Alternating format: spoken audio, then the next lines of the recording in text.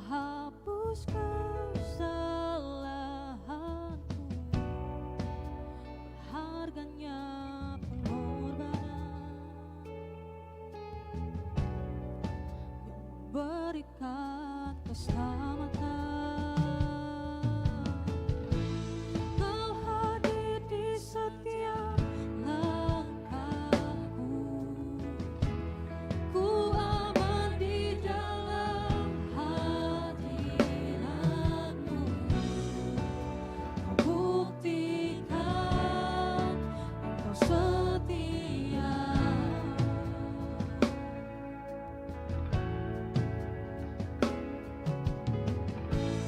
Kan ku angkat tinggi tanganku, tanda ku berserah kepadamu.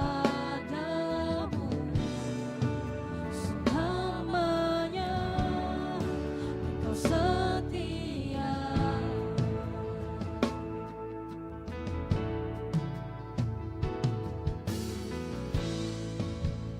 Kini Kau pegang hidupku, dan Kau hapus kesalahanku. Harganya pengorbanan yang memberikan keselamatan. Kau hadir di setiap langkahku, ku aman di dalam hadirat-Mu. Buktikan Engkau setia.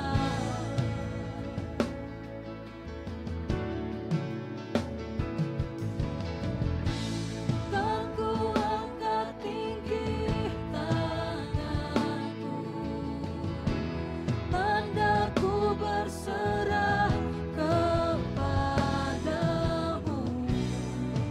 Selamanya Engkau setia.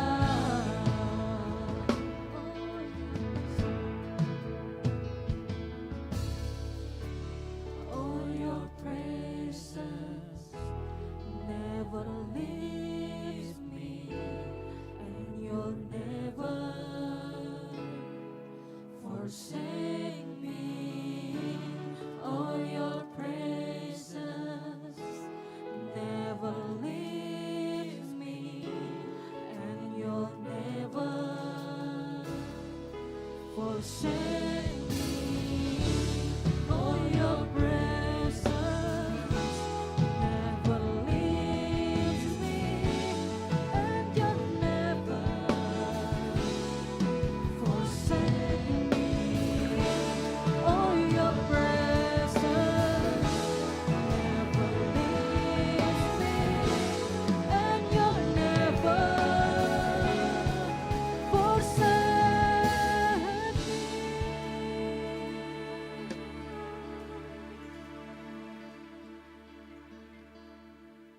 Puji nama Tuhan, shalom. Sekali lagi shalom jemaat Tuhan. Shalom. Yang bersuka cita boleh lambaikan tanganmu. Haleluya, senang sekali boleh melihat saudara sekalian. Kita boleh berkumpul kembali di tempat ini. Kita boleh beribadah bersama-sama. Namun sebelum itu jemaat Tuhan, saya mengundang kita semua untuk bangkit berdiri. Kita akan satu di dalam doa untuk memulai ibadah ini. Mari kita tundukkan kepala, kita berdoa. Sungguh baik Engkau Tuhan dalam kehidupan kami. Dengan apakah kami membalas kebaikan-Mu, kasih setia dan cinta-Mu bagi setiap kami Tuhan. Hidup kami sungguhlah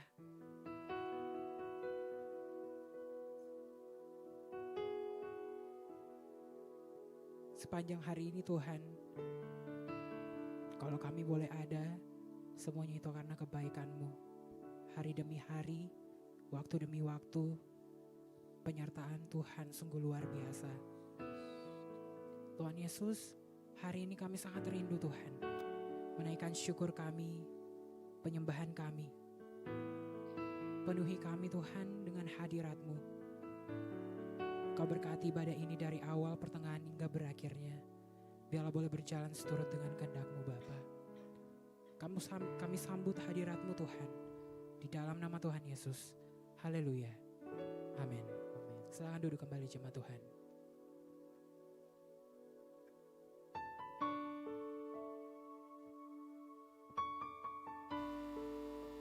Sungguh baik Engkau Tuhan. Kami mau bersyukur selalu. Dengan apa ku membalas kasih-Mu yang ku terima dari-Mu. Dengan apa ku membalas cinta-Mu, oh Yesusku.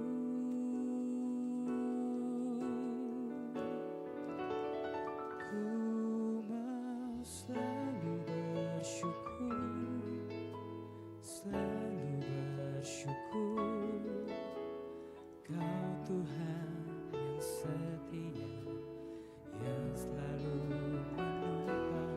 Ku mau selalu bersyukur, selalu bersyukur. Kau Bapa-Ku yang setia. Berikan tepuk tangan untuk Tuhan kita yang setia. Dengan apa kami membalas kasih-Mu Tuhan?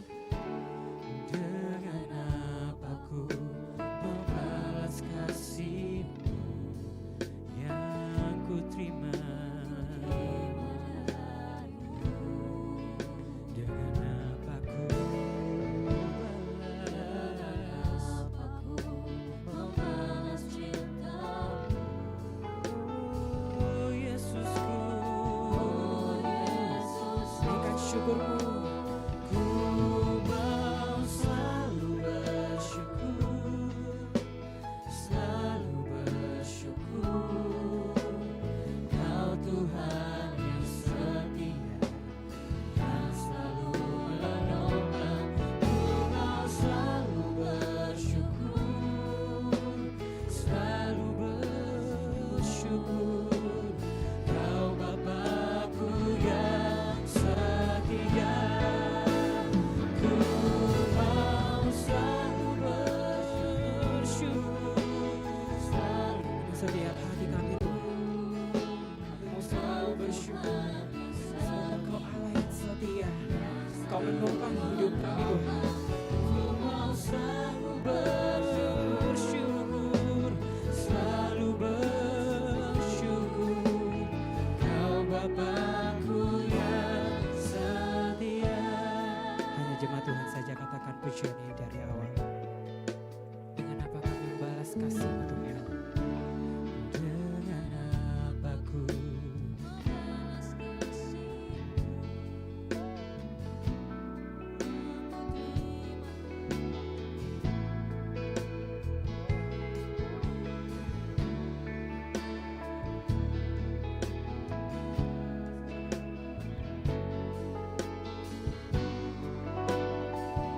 oh Yesusku. Ku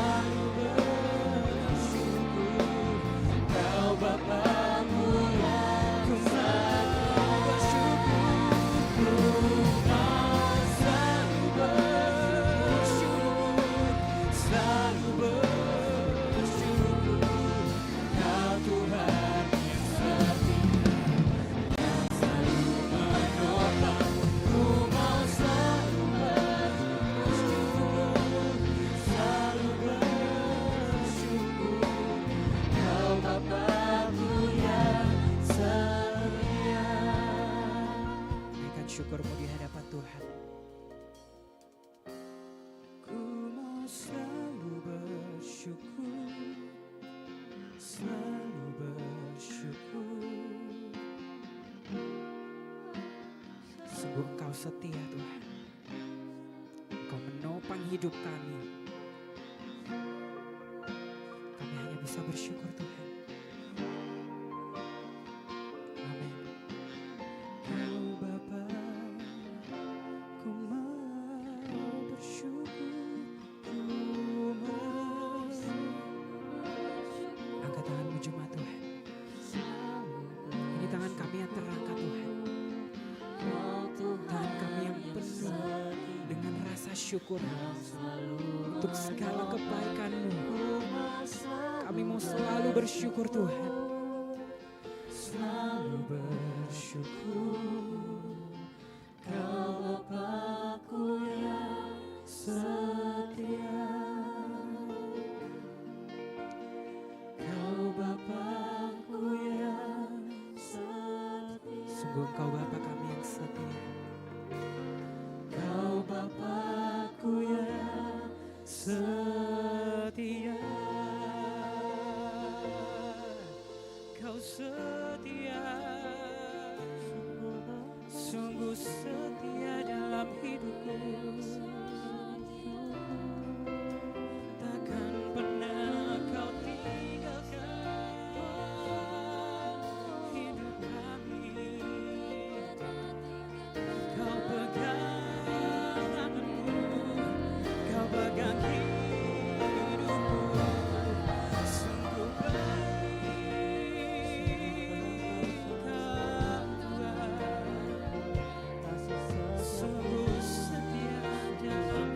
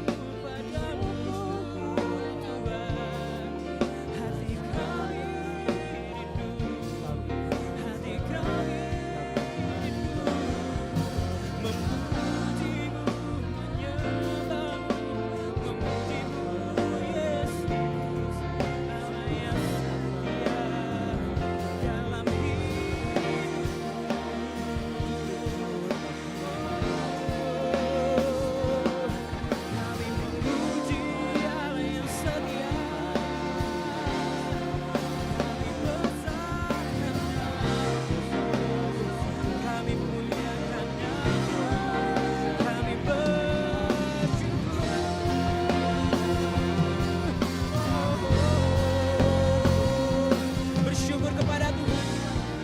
Bersyukur untuk segala kebaikan-Nya. Bersyukur untuk segala kasih setia-Nya. Bersyukur untuk cintanya bagi setiap kita. Yang setia. Yang selalu memegang tangan kita. Dalam keterpurukan kita. Yang selalu setia. Yang menggenggam hidup kita. Bersyukur di hadapannya jemaat Tuhan. Naikkan syukurmu. Ku bersyukur. Bersyukur padamu.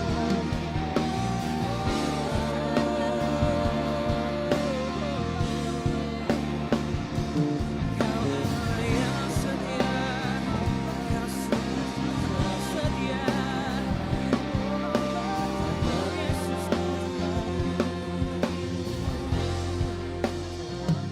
dengan apa kebaikan. Dengan apakah ku balas kasih setiamu. Kami hanya bersyukur. Bersyukur Tuhan buat kebaikan-Mu.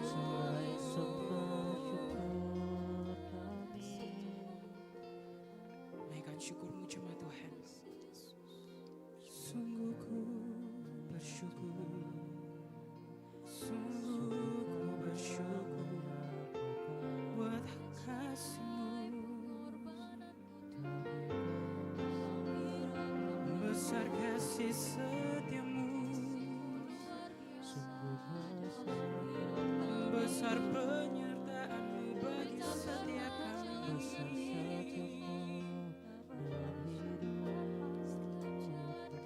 Sungguh Kau Allah yang setia. Kami bersyukur punya Allah seperti Engkau. Teramat besar kasih-Mu Tuhan. Masih dalam sikap penyembahan jemaat Tuhan. Mari kita bangkit berdiri.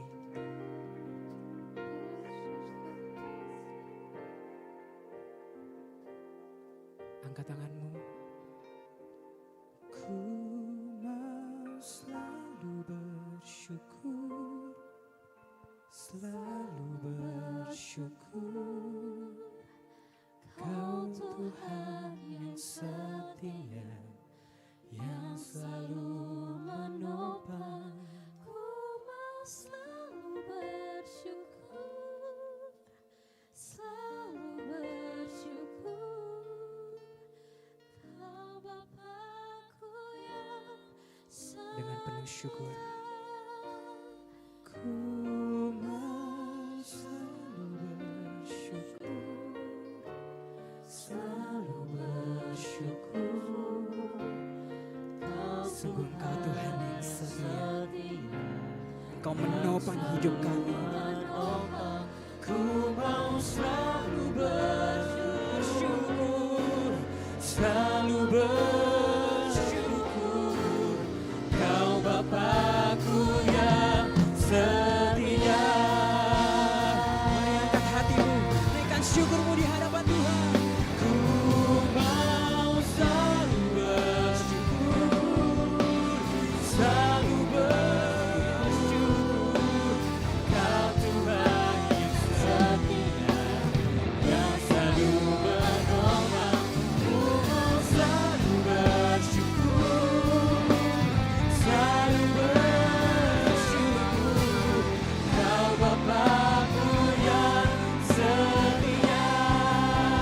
Ku mau selalu bersyukur. Di setiap hati kami Tuhan, bersyukur untuk segala kasih setia-Mu. Amin. Yang selalu menopang. Ku mau selalu bersyukur, selalu bersyukur. Kau Bapakku yang sungguh Kau Bapa kami yang setia. Kau Bapakku yang setia. Kau Bapakku yang setia.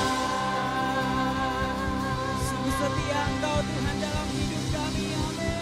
Amin. Sungguh baik Engkau Tuhan, sungguh setia Engkau dalam setiap perkara hidup kami.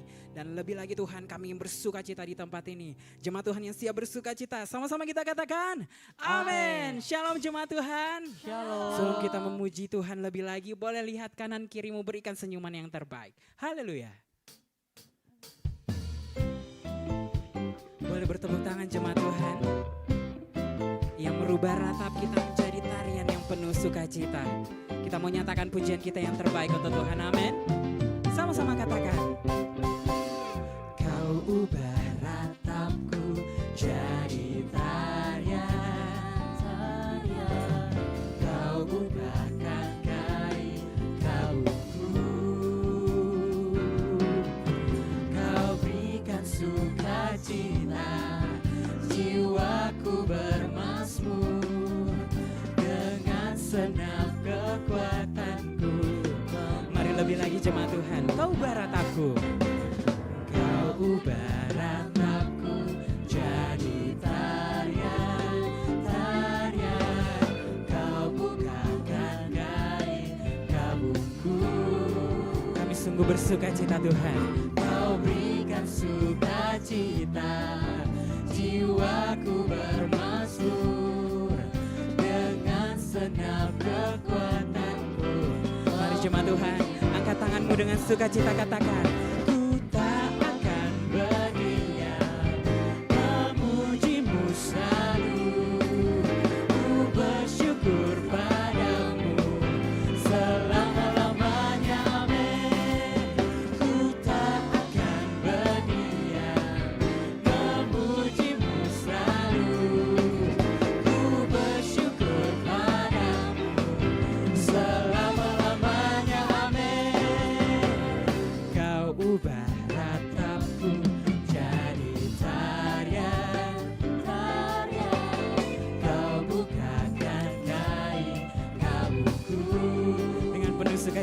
jemaat Tuhan. Kau berikan sukacita, jiwaku bermasmur, dengan senang kekuatanku memuji. Boleh sekali lagi dari awal, katakan. Kau ubah ratapku Jadi tarian, tarian. Kau bukakan kain kabutku, Kau berikan sukacita, jiwaku bermasmur, dengan senap kekuatanku. Boleh lambaikan tanganmu di atas kepalamu, katakan. Ku tak akan berdiam, memujimu selalu. Ku bersyukur padamu selama-lamanya. Amin. Sekali lagi. Ku tak akan berdiam, memujimu selalu. Ku bersyukur padamu. Hanya jemaat Tuhan saja, oke? Katakan. Ku tak akan. Berdiri. Mari memuji Tuhan, jemaat Tuhan. Hey. Ku bersyukur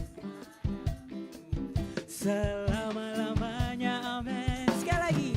Ku tak akan. Kami memuji Engkau Tuhan. Bersukacita di tempat ini. Selama-lamanya. Amin. Ku akan berdiam, memujimu selalu. Bersyukur padamu selama-lamanya. Amin. Selama-lamanya. Amin. Sekali lagi. Selama-lamanya. Amin. Puji nama Tuhan. Kita mau lebih lagi bersukacita di tempat ini. Amin. Amin. Sebab Tuhan telah mempersatukan kita dengan kasih-Nya. Haleluya. Haleluya. Boleh kita lebih semangat lagi untuk memuji Tuhan. Kita mau rayakan kasih-Nya di tempat ini. Yang mau berjoget juga boleh berjoget. Untuk Tuhan kita mau nyatakan pujian-Nya. Amin.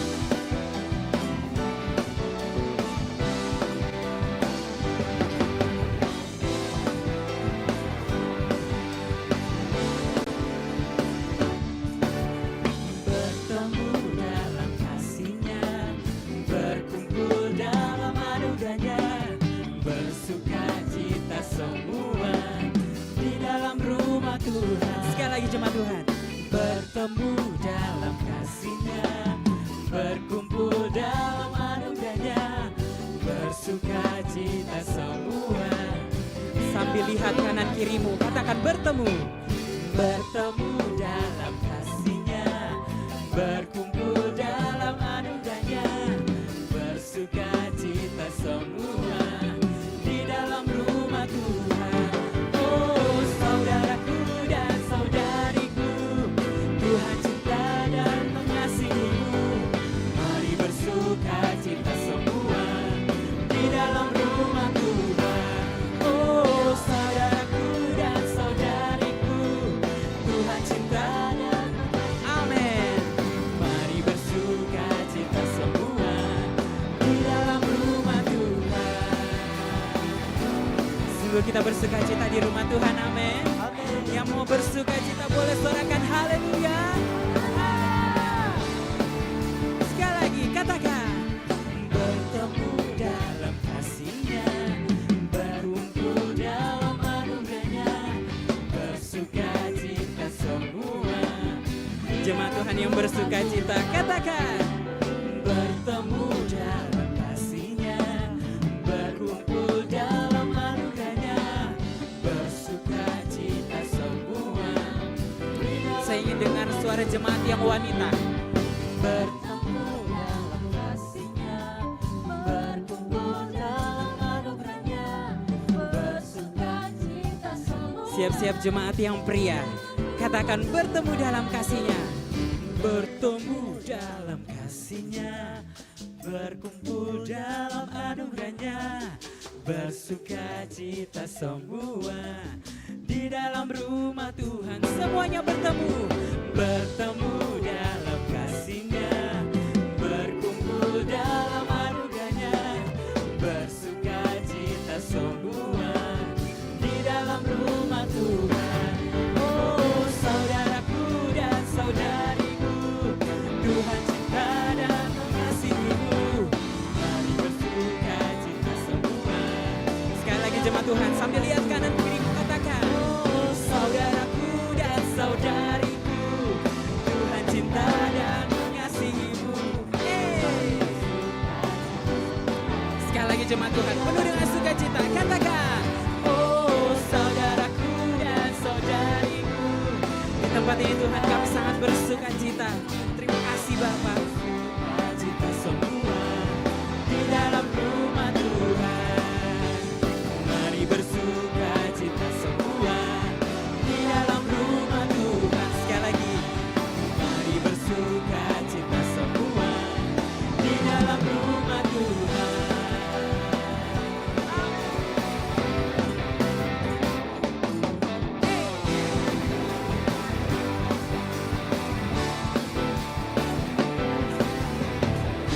Haleluya. Silakan duduk kembali jemaat Tuhan. Kita akan mendengarkan pembacaan katekismus. Kepada yang bertugas dipersilakan.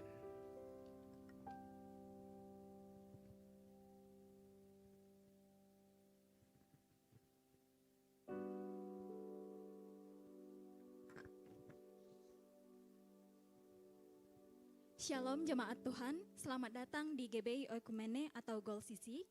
Katekismus minggu ini terdapat satu pertanyaan. Pertanyaannya akan saya bacakan dan jawaban akan kita baca bersama-sama. Pertanyaannya, berikan contoh ajaran yang bertentangan dengan Trinitas. Mari kita baca jawabannya dalam 3, 2, 1. Dalam sejarah gereja dan hingga kini, ditemukan berbagai ajaran yang tidak sependapat dengan konsep Tritunggal, antara lain, modalisme memahami bahwa hanya ada satu Allah dengan 3 manifestasi yang beragam. Ketigaan Allah hanya dipahami sebagai sebuah wajah atau manifestasi yang jamak, sehingga modalisme adalah ajaran yang menyimpang. Jadinya manifestasi yang jamak, sehingga modalisme adalah ajaran yang menyimpang. Demikian katekismus minggu ini, Tuhan Yesus memberkati. Haleluya. Saya percaya kita semua diberkati melalui pujian kita pada sore yang indah ini. Amin. Amin. Amin. Mari jemaat Tuhan, kita akan menyiapkan kehidupan kita untuk menerima firman Tuhan sebagai penghiburan dalam kehidupan kita. Namun sebelumnya, saya menginformasikan kepada jemaat Tuhan yang membawa anak kecil, boleh dibawa ke bawah, ke ruang Daud untuk dilayani oleh sekolah minggu. Mari siapkan hatimu. Saat ini kita akan menerima firman Tuhan. Sebab Engkaulah satu-satunya pengharapan kami Tuhan, yang Engkau yang kami andalkan dalam hidup kami. Tapi dari segala apapun itu Tuhan, hanya nama-Mu saja yang kami mau tinggikan dalam hidup kami. Ku perlu Engkau Yesus, haus jiwaku menantikan-Mu. Ku percaya Kau penuh pengharapanku di dalam-Mu. Panggil nama Yesus. Yesus hanya Kau yang kuat. Amin. Melebihi siapapun juga. Oh, Yesus hanya Kau yang ku percaya di setiap waktu, di setiap waktu. Tiadalah yang ku andalkan selain Kau, Yesus. Sorak yang meriah buat Tuhan yang dahsyat. Jemaat Tuhan lebih dahsyat di dalam Tuhan. Setiap kami Tuhan. Sama-sama kami. Ku perlu Engkau Yesus, haus jiwa kami Tuhan. Haus jiwaku menantikan-Mu.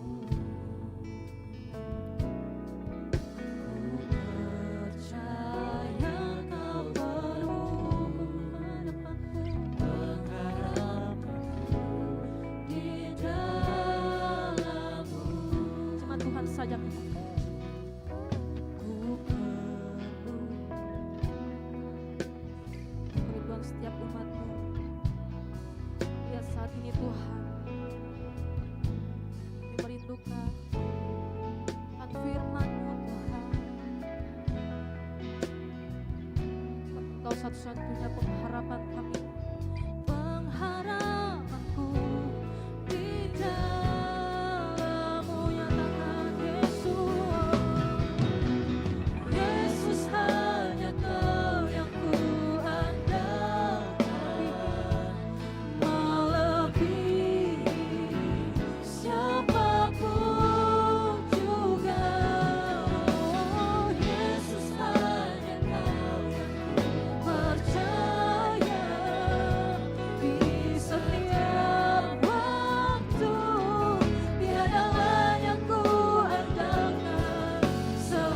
Lagi panggil nama Yesus. Oh Yesus, hanya Kau yang ku istirahatkan. Kau melihat anak-anakmu saat ini Tuhan. Hanya Engkau yang kami andalkan dalam hidup kami. Oh Yesus, hanya Kau yang percaya. Di setiap waktu tiada lain yang ku andalkan selain Kau. Yesus, mari jemaat Tuhan sambil memejamkan matamu, mari renungi setiap pujian ini. Hanya Yesuslah satu-satunya pengharapan kami, pengakuan kami di hadapan-Mu Tuhan.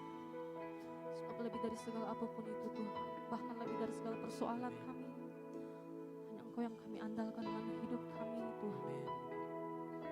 Jamah setiap kami Tuhan.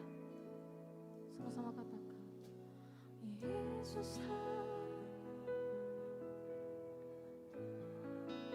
Amin.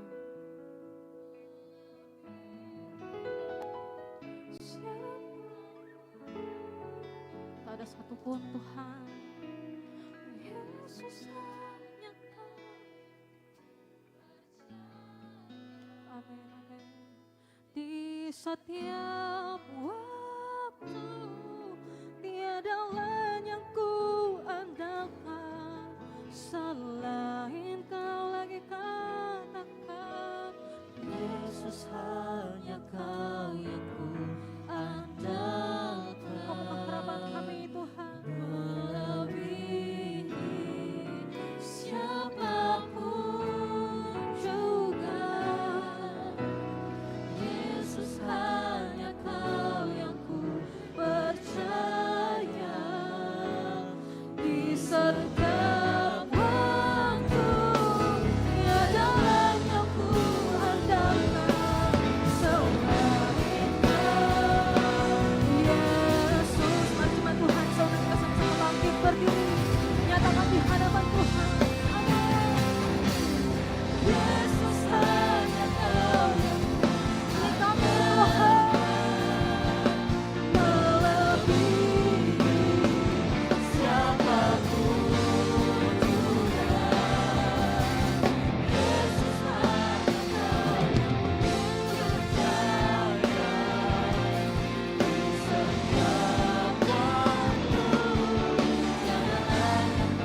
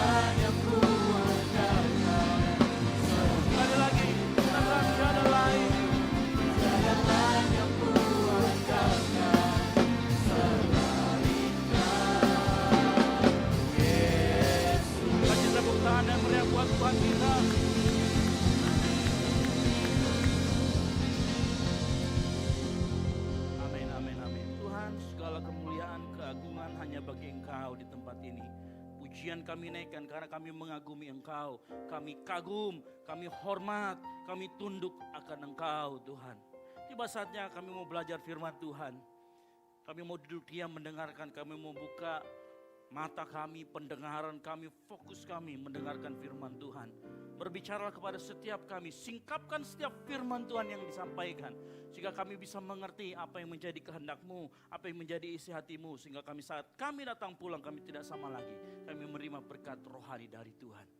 Kami serahkan pemberitaan firman ini. Kami yakin ada oknum-oknum yang tidak senang, kuasa-kuasa kegelapan yang tidak senang kami memahami firman Tuhan. Kami memahami hati Bapa. Oleh karena itu bungkus semua kami di tempat ini saat firman Tuhan disampaikan. Sehingga tidak ada satupun distraksi yang mengganggu konsentrasi kami. Di dalam nama Tuhan Yesus Kristus yang siap belajar firman Tuhan, sama-sama katakan amin. Baik, silakan duduk.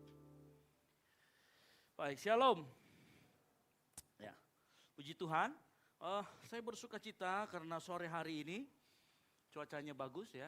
Karena tadi pagi cuacanya agak lucu gitu ya. Lucu karena cepat sekali berganti. Dari yang ada panas matahari tiba-tiba langsung hujan.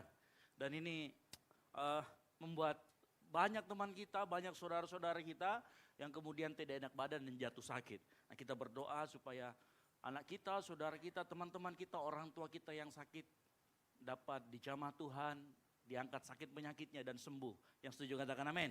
Baik, kita akan belajar sama-sama dengan judul kasih itu mengampuni dan memulihkan. Sama-sama katakan, kasih itu mengampuni dan memulihkan. Baik, kita buka sama-sama dalam 2 Korintus 2 ayat 5 ya, bukan 1 ayat 5 sampai dengan yang ke-8.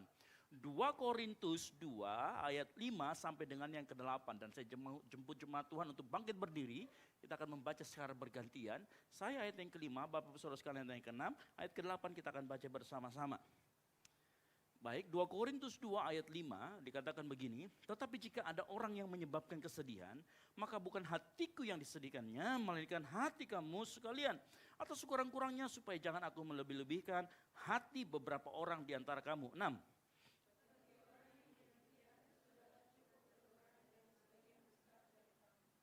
Sehingga kamu sebaliknya harus mengampuni dan menghibur dia. Supaya ia jangan binasa oleh kesedihan yang terlampau berat. Sama-sama. Sebab itu aku menasihatkan kamu supaya kamu sungguh-sungguh mengasihi dia. Amin. Silakan duduk. Berbahagialah orang yang membaca, mendengarkan dan merenungkan firman Tuhan. Nah, ayat kita yang kita akan fokuskan adalah di ayat yang ke-7 dikatakan begini. Sehingga kamu sebaliknya harus mengampuni dan menghibur dia. Kata mengampuni dan menghibur itu dalam rangka untuk melakukan pemulihan. Supaya apa? Ia jangan binasa oleh kesedihan yang terlampau berat. Nah, saya kasih tahu sebelum kita melangkah lebih jauh bagaimana itu mengampuni. Saya akan membagi khotbah ini menjadi 4 bagian. Yang pertama kita akan bicara latar belakang ayat ini. Lalu yang kedua kita akan berbicara apa itu mengampuni. Yang ketiga kita akan berbicara apa itu memulihkan. Dan yang keempat apa peran kasih di mengampuni dan memulihkan. Nah, latar belakang kita masuk poin pertama, latar belakang ayat ini ya, sebenarnya jemaat di Korintus ini jemaat yang bermasalah. Sebenarnya ada lebih dari 2 surat, sebenarnya ada 4 kurang lebih dari saya baca sejarah, ada 4 surat yaitu yang kita baca itu adalah surat yang terakhir. 2 Korintus ini surat yang terakhir. Nah, surat yang pertama itu 1 Korintus, tetapi 2 surat ini ternyata tidak dimasukkan, bukan tidak dimasukkan, tidak didapatkan gitu ya. Jadi sebenarnya ada 4 surat. Nah, apa permasalahannya? Ternyata di sana ada orang yang ini kemungkinan besar ada 2 penafsiran. Yang pertama ada orang yang jatuh dalam dosa, kemudian jemaat di sana itu menegur dia, didisiplinkan. Makanya kita muncul di ayat yang ke-6 dikatakan bagi orang yang demikian sudahlah cukup teguran dari sebagian besar dari kamu. Nah, dugaan pertama ada orang yang jatuh dalam dosa berat seperti dalam 1 Korintus 5. 1 Korintus 5 nanti silakan dibaca, pemabuk, penyembahan berhala dan lain sebagainya. Nah, kemudian orang ini ditegur sama jemaat, lalu kemudian dikatakan yang 7. Nah, orang yang sudah bertobat harus kamu pulihkan, harus kamu ampuni dan kamu pulihkan.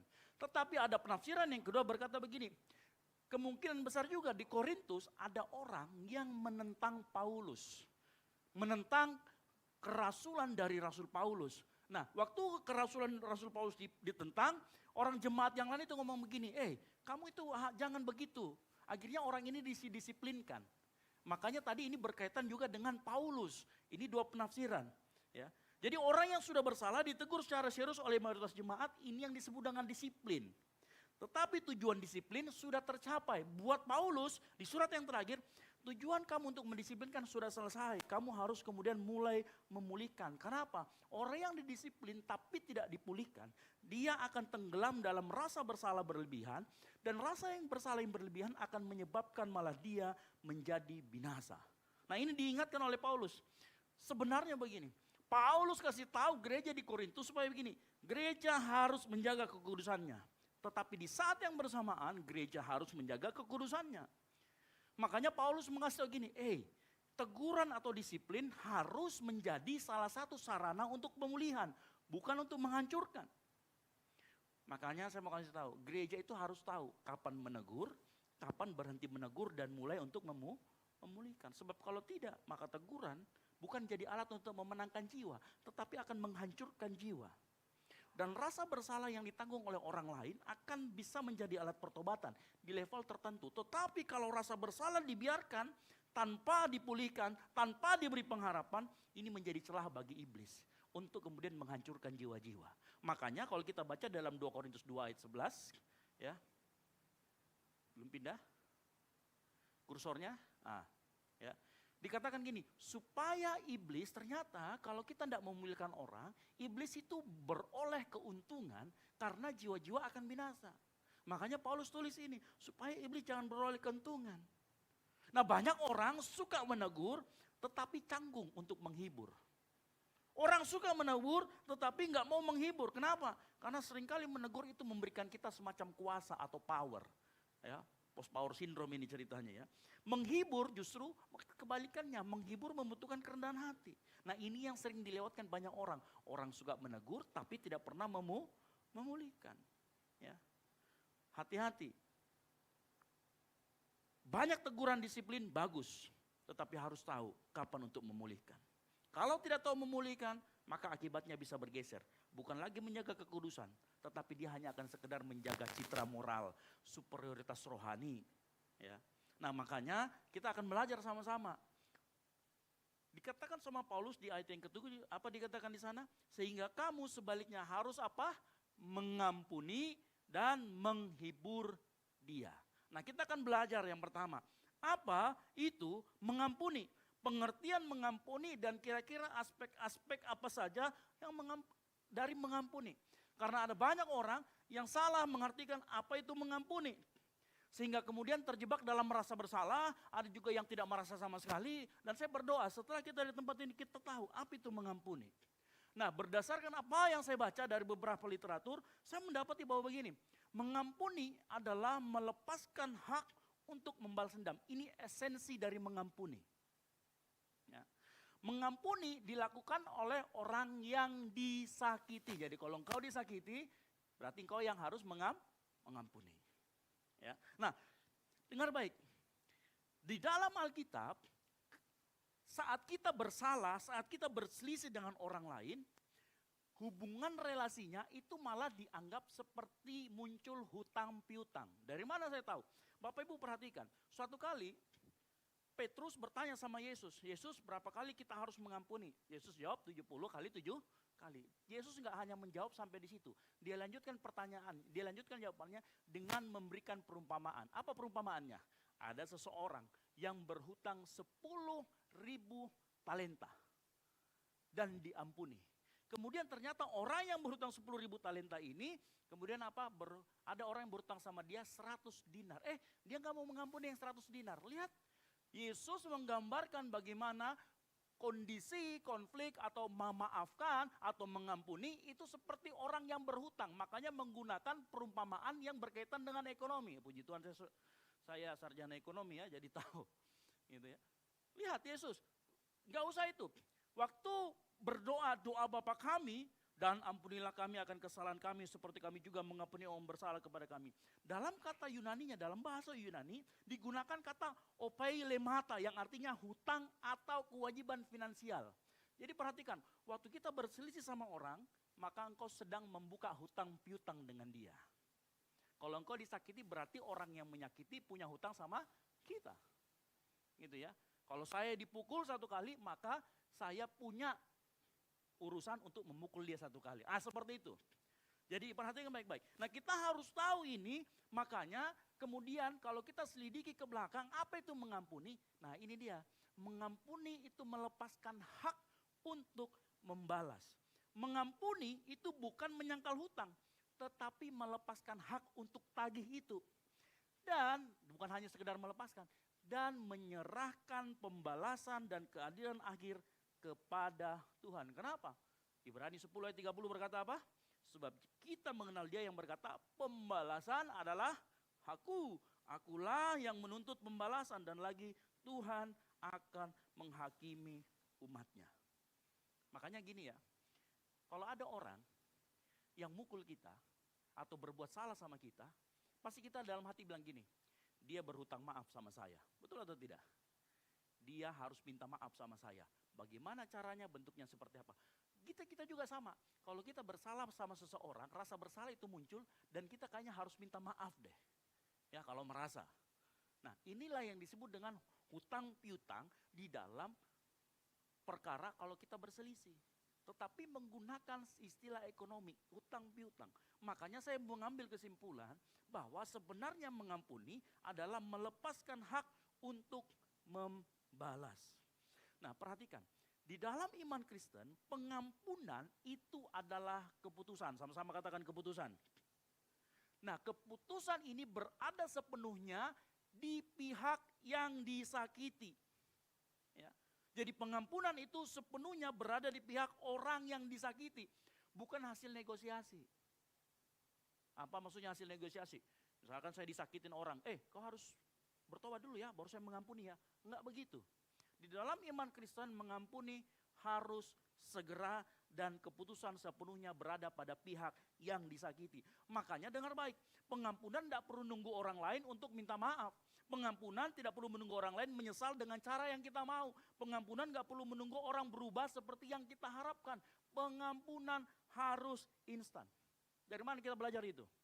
Waktu Yesus disalib, di kayu salib, dalam Lukas 23 ayat 34, Yesus berkata apa? Ya Bapa, ampunilah mereka, sebab mereka tidak tahu apa yang mereka perbuat. Saya mau tanya, Algojonya minta maaf dulu sama Yesus sebelum bilang begitu? Enggak. Algojonya tetap algojo aja. Yesus tetap disalib, tapi Yesus berani. Sebelum bahkan mereka minta maaf, saya sudah mengampuni mereka. Nah ini iman Kristen yang mengerti, katakan amin. Ini tantangannya buat iman Kristen. Mengampuni bahkan orang itu belum minta maaf. Bahkan orang itu belum bertobat. Ini kita harus tahu. Ya. Makanya saya mau kasih tahu. Pengampunan itu bukan soal perasaan. Pengampunan adalah keputusan yang sifatnya harus instan. Sifatnya harus segera. Bahkan saya mau kasih tahu. Bahkan saat lukanya masih terasa. Ya, pengampunan harus dilakukan instan, segera, dan bahkan saat lukanya masih terasa. Makanya jangan heran, dalam perjalananmu mengampuni orang lain, engkau bisa berkata, saya ini sudah mengampuni Pak, tetapi jujur, saya kalau lihat mukanya itu, yang ganteng kayak saya gitu ya, itu sakit hati. Wah, ganteng tapi sakit hati, ada. Bisa seperti itu. Nah, nanti kita akan bahas di bagian pemulihan, apa sebenarnya yang terjadi dengan diri kita. Makanya saya mau kasih tahu, mengapa kita harus mengampuni. Nah ada dua, ingat ya, mengapa kita harus mengampuni itu berkaitan dengan yang diampuni dan yang mengampuni. Atau yang disakiti dan yang menyakiti. Ya. Mengapa kita harus mengampuni? Yang pertama, ini khusus untuk Anda yang disakiti, yang pernah disakiti angkat tangan. Saya pernah disakiti, ya. Makanya angkat tangan. Gak ada yang, ini gak pernah disakiti, luar biasa ya. Yang sampai hidupnya di gua karena gak pernah ketemu sama orang. Ya. Mengapa kita harus mengampuni? Khusus Anda yang disakiti, dengar baik. Ternyata, kenapa kita harus mengampuni? Kita harus sadar bahwa kita hidup dalam pengampunan. Kita mengampuni karena hidup kita juga ada dalam pengampunan. Dari mana saya tahu? Dalam Matius 18 yang cerita tadi tentang talenta, 10.000 talenta, Yesus menjawab begini, Matius 18 ayat 33, dikatakan gini, bukankah engkau pun harus mengasihi kawanmu seperti aku telah mengasihi engkau? Ayat ini mau berkata begini, hidupmu itu dari belas kasihan. makanya engkau harus punya belas kasihan. Kalau hidupmu dari pengampunan, maka engkau harus mengampuni. Halo? Jelas? Karena kita harus sadar hidup kita dari pengampunan, maka kita juga harus mengampuni. Jadi jelas, mengampuni adalah buah dari engkau hidup dalam pengampunanmu dari Allah. Ya, ini gak bisa ditawar. Kalau kamu jadi orang Kristen, maka mengampuni itu harga mati. Lihat samping kiri kanannya bilang mengampuni harga mati. Iya, mengampuni harga mati. Karena engkau pun orang yang sudah diampuni. Yang kedua, tidak mengampuni itu sama dengan meracuni diri sendiri. Ya, yang pertama tadi, kenapa kita harus mengampuni untuk yang disakiti? Mengampuni itu karena kita hidup dalam pengampunan. Yang kedua, karena kalau kita tidak mengampuni, kita sedang meracuni diri sendiri. Nah, nanti di bagian pemulihan, saya akan jelaskan nanti lebih panjang lebar di bagian pemulihan. Nanti kita akan ketemu dengan yang namanya kata akar pahit. Dan bagaimana kita atasi akar pahit. Tetapi pada intinya, tidak orang yang tidak mengampuni, dia mengikatkan dengan dirinya dengan luka yang ada di masa lalunya. Dan ini sangat berbahaya. Tapi saya mau kasih tahu, saya kasih sedikit spill. Mengampuni itu bukan berarti lukanya hilang. Kenapa? Oh iya dong. Yesus waktu mengampuni orang di atas kayu salib, begitu dia bangkit, luka di tangannya hilang atau enggak? Luka di lambungnya hilang atau enggak? Enggak hilang. Nah, nanti kita akan bicara di situ. Ya, jadi intinya gini, ingat, mengampuni adalah melepaskan hak untuk membalas. Dan mengampuni bukan berarti lukanya hilang atau sakitnya tidak berasa. Nanti kita akan sama-sama belajar. Jadi ingat dua, untuk Anda yang disakiti, engkau harus mengampuni karena engkau hidup dalam pengampunan. Dan yang kedua, jangan sampai engkau meracuni diri sendiri dengan yang namanya akar pahit. Dan begini, akar pahit itu bukan hanya akan berefek pada dirimu, tetapi pada orang sekitarmu. Nanti kita akan sama-sama belajar. Yang kedua nih ya, lalu mengapa kita harus diampuni? Nah, kalau yang pertama tadi untuk orang yang menjadi korban, kalau ini untuk Anda yang menyakiti. Siapa yang pernah menyakiti orang lain? Saya juga pernah menyakiti orang lain. Nah, kenapa kita harus terima pengampunan? Ingat, orang yang diampuni harus menerima pengampunan, karena tanpa menerima pengampunan, rasa bersalah bisa menghancurkan. Kalau kita salah sama orang, kita tuh pasti akan merasa bersalah. Kalau hidupmu benar di hadapan Tuhan, hati nuranimu masih ada, engkau pasti akan merasa bersalah dan akan merasa kepikiran terus. Kalau kepikiran-kepikiran terus itu bisa menjadi mengganggu aktivitas. Mengganggu aktivitas engkau bisa jadi orang sedih. Menjadi orang sedih engkau bisa binasa. Kenapa? Larut dalam kesedihan. Nah, orang yang, tetapi ingat, untuk orang yang menyakiti engkau harus bertobat dulu. Ya, orang yang bertobat tetapi belum diampuni oleh yang tersakiti, itu nanti bisa dihantui rasa bersalah. Belum lagi dapat penghakiman dari orang yang lain. Hati-hati, rasa bersalah yang berlebihan itu bisa membawa kita ke dalam kebinasaan. Karena 2 Korintus 2:7 dikatakan tadi, sebaliknya kamu harus mengampuni dan menghibur dia. Supaya apa? Ia jangan binasa oleh kesedihan yang terlampau berat. Untuk melepaskan rasa bersalah. Yang kedua, pengampunan ternyata yang kita terima kalau kita menyakiti, itu membawa jalan kepada pemulihan. Nah, pengampunan itu pondasi dari pemulihan. Ingat, saya katakan pengampunan itu pondasi dari pemulihan. Makanya pengampunan awal orang untuk masuk ke dalam fase pemulihan. Nanti kita akan belajar apa itu pemulihan. Dari apa yang saya sampaikan, maka kita bisa ambil kesimpulan begini. Kalau orang yang disakiti harus segera mengampuni. Orang yang menyakiti harus cepat bertobat. Yang mengerti katakan amin. Mengampuni dan bertobat ini perlu ada hubungan satu sama lain. Ya, engkau harus mengampuni tanpa menunggu dia bertobat. Engkau harus cepat bertobat tanpa tunggu orang lain untuk mengampuni. Ya, jelas ya sampai di sini ya. Proses ini berjalan sendiri-sendiri, tidak boleh saling dikaitkan. Makanya saya ingatkan lagi, mengampuni untuk engkau yang disakiti, segera. Untuk engkau yang menyakiti, kalau sudah nyakitin orang, cepat-cepat bertobat. Minta ampun sama Tuhan, bertobatlah. Ya, sekali lagi, nggak perlu tunggu orang bertobat untuk mengampuni. Nggak perlu tunggu orang ampuni untuk engkau bertobat. Ya, kita harus mengerti ini. Lalu apa pengertian pertobatan? Pertobatan adalah keputusan sadar untuk pertama, berbalik dari dosa dan kembali kepada Allah. Yang dibuktikan melalui perubahan arah hidup secara nyata dan berkelanjutan. Apa maksudnya? Saya jelaskan begini. Dalam Yesaya 55 ayat 7a dikatakan, baiklah orang fasik meninggalkan jalannya, berbalik. Ya, dan orang jahat meninggalkan rancangannya, berubah isi kepalanya, isi hatinya. Dan baiklah apa? Ia kembali ada Tuhan. Ada dua aspek di sana. Pada saat engkau berkata engkau bertobat, maka engkau harus, kalau misalkan mau dosamu ke sana, engkau harus berbalik dulu. Setelah berbalik, jangan cuma diam di sana. Karena kalau cuma sekedar benar, nggak bisa. Di dalam iman kekristenan, engkau hanya nggak boleh sekedar benar, tetapi harus kemudian menuju kepada Allah. Menuju kepada Allah artinya di sini engkau menjalin relasi dengan Allah. Yang mengerti katakan amin. Karena ada banyak orang yang cuma berbalik, tapi tidak kembali kepada Allah, tetap di situ. Ya, nggak ada relasi dengan Allah. Dan saya mau kasih tahu, orang seperti itu bukan orang percaya. Orang yang seperti itu banyak di luar sana, makanya mereka jadi orang yang moralis. Yang moralnya tinggi, tapi nggak pernah kenal sama Allah. Makanya orang yang hanya berbalik, tapi nggak pernah sama Allah, dia orang yang akan tinggi hati, sombong. Karena dia merasa nggak pernah bikin dosa. Ya. Tapi orang yang berbalik dan dia kembali kepada Allah, nah orang yang seperti inilah yang dicari sama Tuhan. Orang seperti inilah yang disebut dengan kata pertobatan di dalam iman Kristen. Jadi bukan sekedar berhenti berbuat dosa, tetapi betul-betul kemudian menjalin relasinya kembali dengan Allah. Nah, tapi perhatikan, dari pengertian saya ada kata nyata dan berkelanjutan. Berarti ternyata kalau kita bertobat, kita kembali kepada Allah, ada buahnya.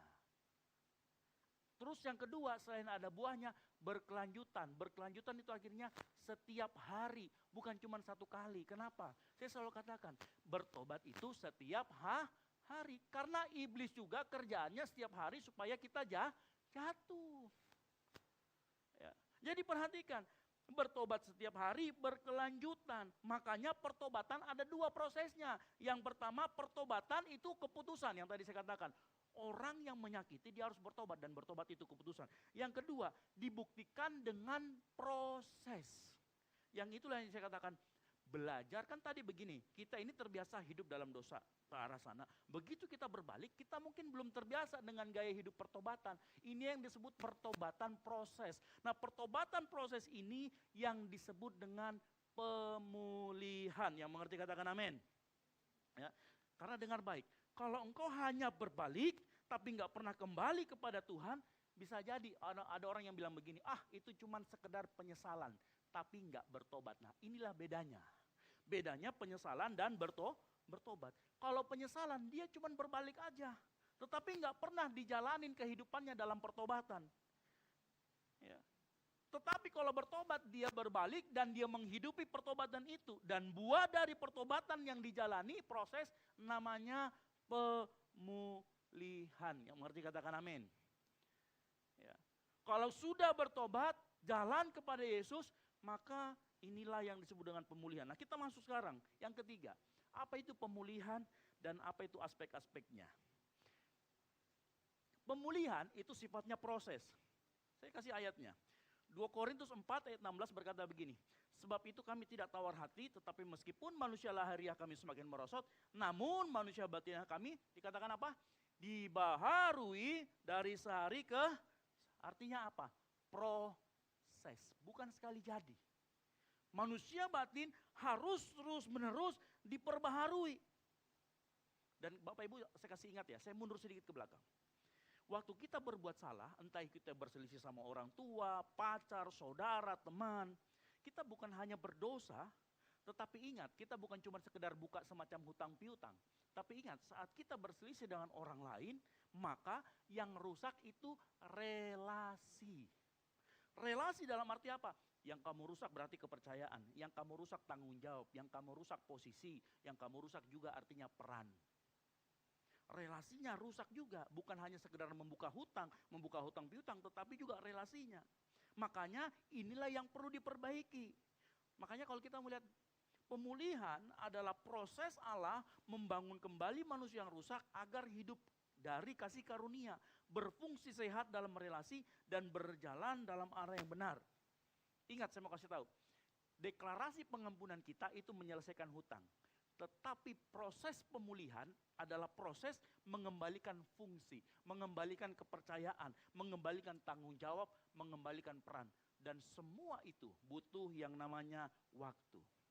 Saya mau kasih tahu, pengampunan harus instan. Tetapi pemulihan itu butuh waktu. Itulah yang kita sebut dengan proses. Nah, banyak orang tidak bisa membedakan ini. Makanya kemudian frustasi. Ya.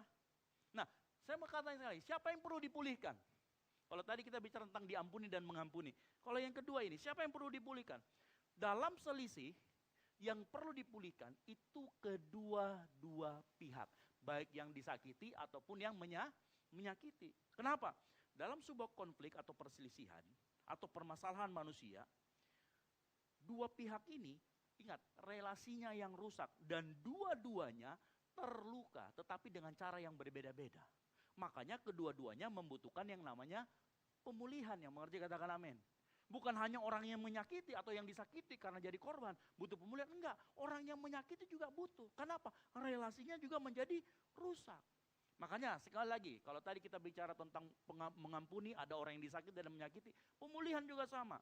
Buat orang yang menyakiti atau yang berdosa, maka dia harus bertobat dulu. Setelah dia bertobat, dia melakukan pemulihan. Ingat ya, bertobat tadi keputusan, nggak perlu tunggu diampuni. Makanya orang yang menyakiti, dia harus bertobat. Dan pemulihannya apa? Ingat, pemulihan yang pertama orang yang menyakiti, ini yang menyakiti nih, yang suka menyakiti. Penyembuhan dari rasa bersalah yang berlebihan. Karena tadi apa? Orang yang menyakiti akan timbul rasa bersalah. Dan ini bisa menyebabkan orang binasa. Paulus sudah menulis. Yang kedua, pemulihan identitas. Ya, orang yang dulunya nyolong, ini menyakiti orang lain, kan nyolong ya. Bisa jadi kemudian hari namanya, contoh misalkan nama saya, namanya dirubah orang, itu namanya Esra Colong. Karena suka nyolong. Dijadikan identitas dosanya yang masa lalu. Nah, ini harus dipulihkan juga. Karena hidupnya nanti didefinisikan oleh dosanya, cara manggilnya dan semuanya. Ini juga harus dipulihkan. Yang ketiga, belajar tanggung jawab tanpa tenggelam dalam malu. Nah, kalau sudah melakukan kesalahan, harus berani tanggung konsekuensinya. Contoh siapa? Sakeus. Sakeus itu waktu Tuhan jamah, waktu Tuhan ketemu sama dia ngomong, kalau ada orang yang saya peras, saya kembalikan 4 kali lipat. Itu namanya belajar konsekuensi. Itu namanya belajar tanggung jawab. Meskipun dia harus malu. Karena nanti ada orang tagih, Sakeus, kau pernah peras saya? Oke, saya kembalikan. Itu namanya konsekuensi. Kalau kita nyakitin orang harus terima konsekuensinya, yang mengerti katakan amin. Karena itu dalam fase pemulihan. Yang keempat, proses membangun ulang kepercayaan. Contoh tadi, saya ini tukang nyolong. Begitu saya datang ke gereja, orang semua tarik tasnya. Karena kita tahu dia nyolong. Kita yang dalam posisi yang sering menyakiti, kalau kita sudah bertobat, nggak usah cepat tersinggung. Karena kenapa? Tentu aja dia belum percaya sama kita, karena kepercayaan itu dibangun. Ya. Kepercayaan yang hancur perlu dibangun ulang. Dan itu yang harus kita lakukan. Itulah fase yang namanya fase pemulihan. Membangun kepercayaan, mengampuni segera, tetapi membangun kepercayaan itu butuh proses. Yang mengerti katakan amin. Nah, itulah yang orang sering salah paham.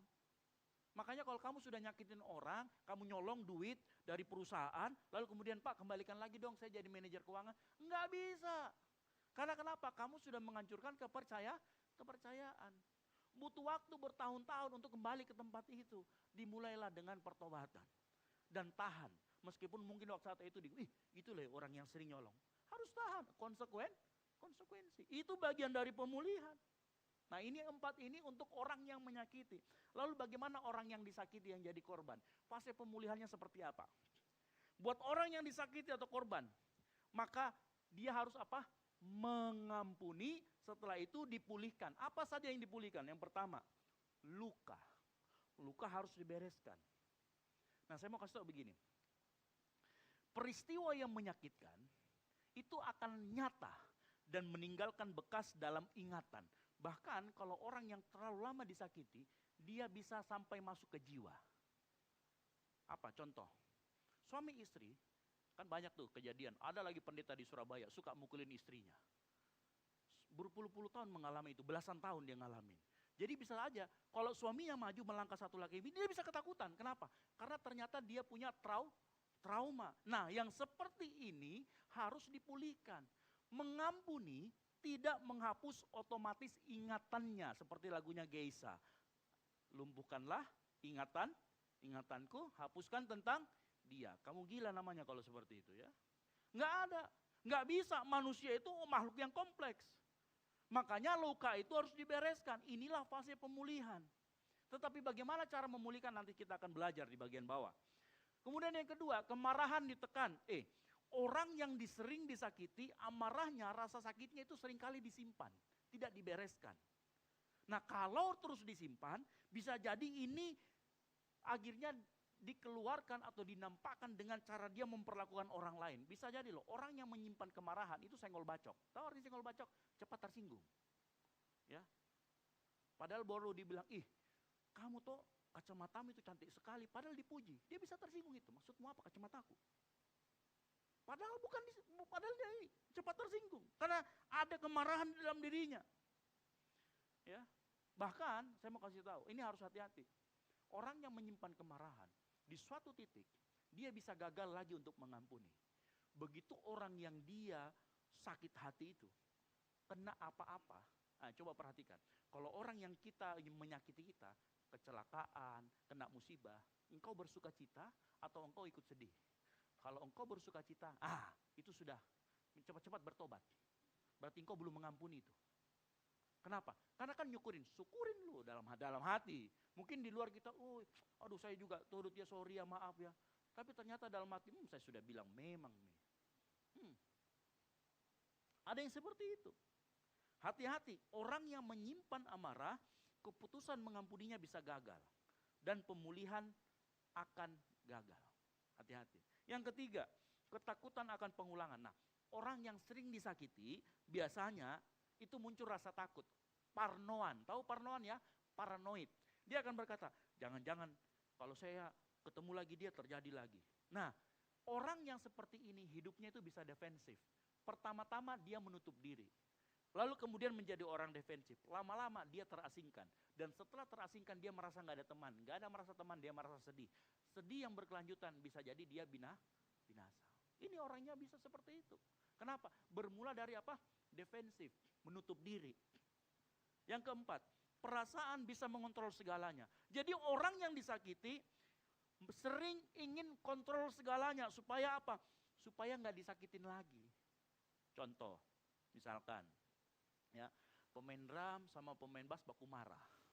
Karena mereka baku marah tidak mau sama jadwalnya. Tiba-tiba salah satunya nggak bisa main.